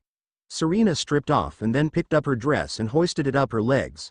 She pulled it up to her chest and fitted it to herself. It was her size, but still a little tight, which was of course intentional. Serena made a few more adjustments and looked in a long mirror, to make sure everything was looking as it should. Then she did a quick spin and admired her new look in the mirror. Okay. You can turn around now, Ash. Why, you sure? Yes. Help me with my zip at the back, please. If Serena was completely honest with herself, she could manage it herself and easily zip it up. But she wanted to feel Ash's hands on her, the touch of the man she so desperately needed. Ash turned around, but had his hands over his eyes. Serena laughed. You can look now, silly. Take your hands off your eyes, she teased. Ash lowered his hands, then walked over to Serena slowly. He saw her face in the mirror and smiled at her a little awkwardly. Then he reached his hands out and started zipping the dress up, with slightly shaky fingers. Serena inwardly moaned in pleasure at the feel of his touch, but tried her best not to show it on her face or make any sound. Ash had never done anything like this before, let alone touch a girl in this way. It was quite intimate and Ash was getting a little hot under the collar. He zipped it all the way up and then stared at Serena's neck for a few seconds. He'd never realized how smooth her skin looked until now. Ash almost wanted to wrap his hands around her. But then he quickly realized he was staring and backed off. Serena wouldn't have cared how long he stared at her though and only wished the moment had lasted longer. Okay. It's all done now, Rena. Thanks, Ash. Serena turned and twirled around in her new dress for him. Well, come on then. Tell me what you think, Ash. Ash looked stunned when he caught his first proper sight of the dress on her. Serena kept twirling and batting her eyelashes at him. Ash's mouth widened a little and he barely blinked, as he stared at her. Serena stopped twirling and raised an eyebrow. Well, Ash? Ash muttered something unintelligible. Now that was more of a Serena thing usually, but Ash genuinely couldn't sort his tongue out. Serena looked over at him and smirked. Cat got your tongue, something like that.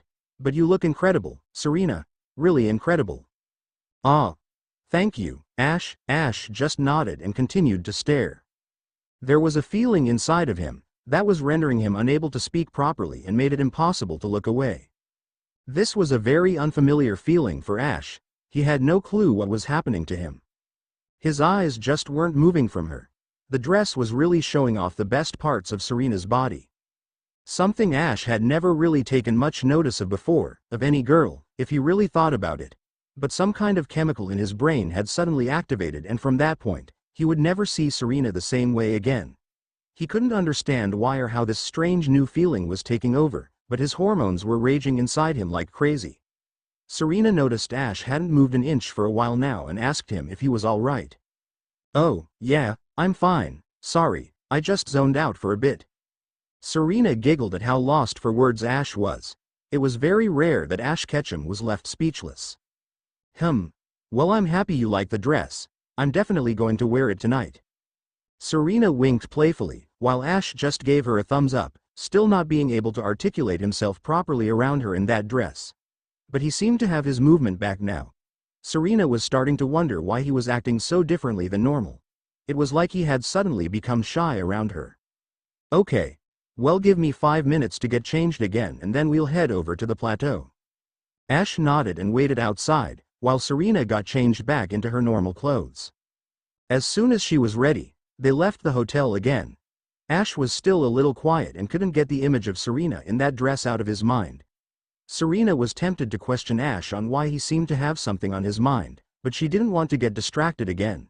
Deep down, Serena was rather hoping that Ash was acting the way he was, because he thought Serena looked beautiful in the dress.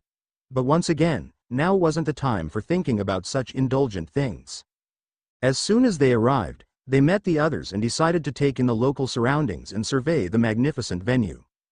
After that, they got some lunch. Serena tried to relax a little and train her mind to be calm. She didn't know why she was so unsettled. It wasn't like this was her first time.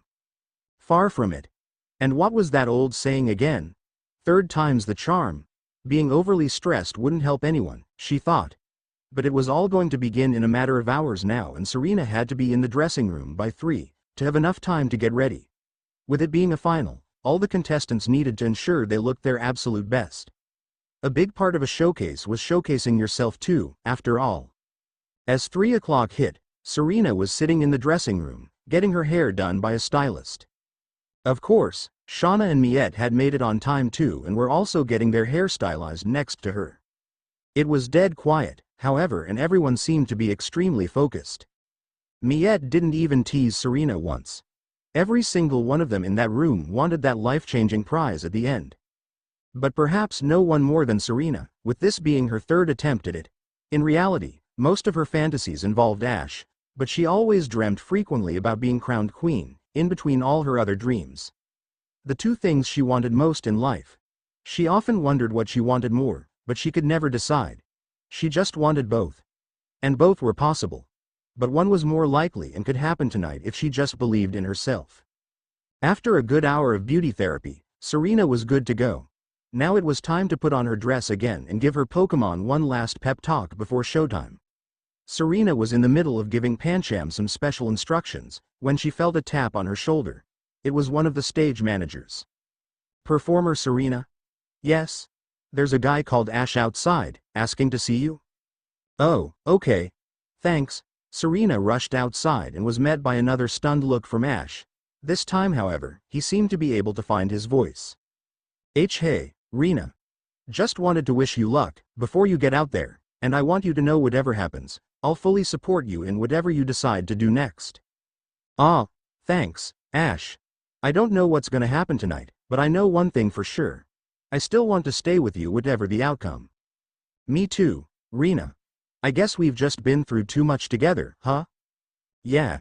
It's been a bit of a whirlwind for us these past 6 months, hasn't it?" "It has, yeah.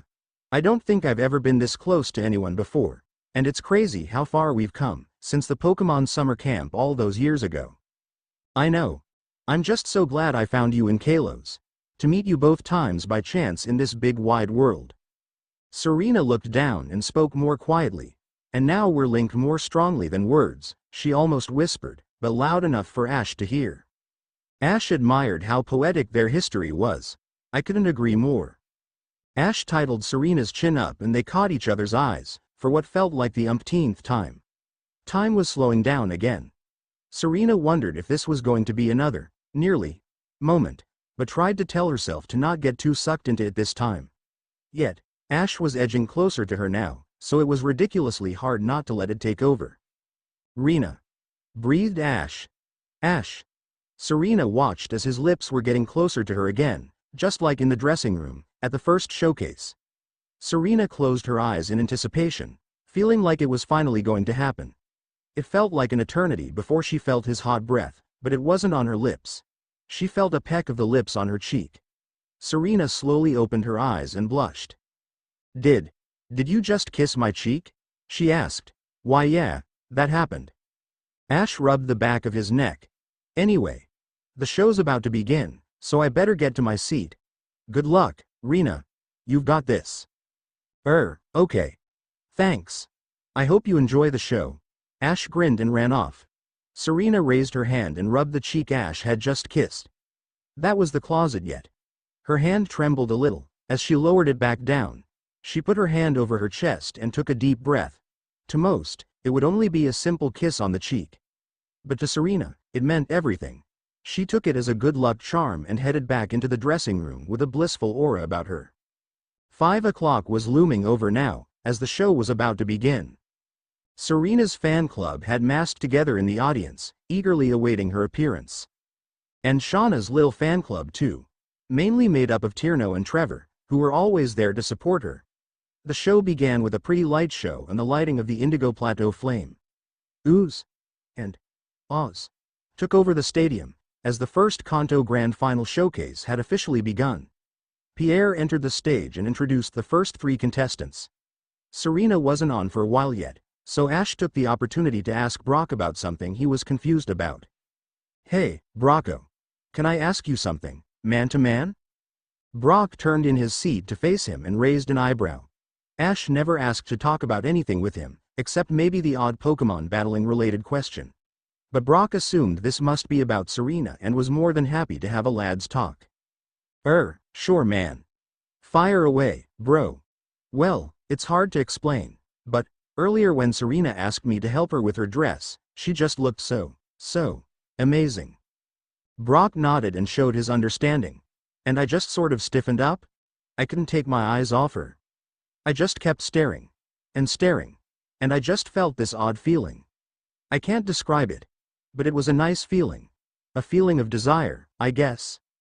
Ash looked towards Brock with a sense of curiosity, eagerly awaiting his response. Brock just lowered his head and chuckled to himself. "Ah, you're finally growing up, my friend." He raised his head back up and smiled at him. "I think you're right. It does sound like you had a feeling of desire. But if you really want to know what it was, I think you've just experienced your first moment of arousal, mate. Oh, what? Brock laughed again. Oh, Ash. You may be a Pokemon master now, but you've really got a lot to learn about girls and shit. Well, tell me, please, I want to know, pleaded Ash. Alright. But I'm warning you, it's pretty heavy stuff. Brock leant forwards, to whisper to Ash and said something that made Ash's eyes widen. Oh, was all he could say. Ash sat back in his chair and took a hefty sigh of breath. I really do have a lot to learn, he mumbled. Don't worry, mate. I'm happy to take you through it all anytime. Brock gave him a thumbs up and then they continued to watch the show. But it played on Ash's mind for the duration of the opening performances. He just couldn't stop thinking about Serena and his mind was replaying the dress moment over and over again. And then it reversed to Ash zipping the dress off. Ash shook his head and put his full attention on the show. As the half-hour mark approached, Pierre finally announced Serena's name and there was raucous applause as she ascended to the stage, alongside two other performers. Ash's heart suddenly started beating very fast. He wasn't sure whether it was that arousal feeling Brock was talking about earlier, or he was just nervous for her, but Ash tried to remain composed for her. It was time to support Serena. She needed him most now and he didn't want to put her off. So, he buried his confusing feelings and clapped and cheered for her louder than ever before. Serena noticed him again straight away and smiled, but kept herself focused on the task at hand. Serena eased through the first stage with no hiccups and even did it with style.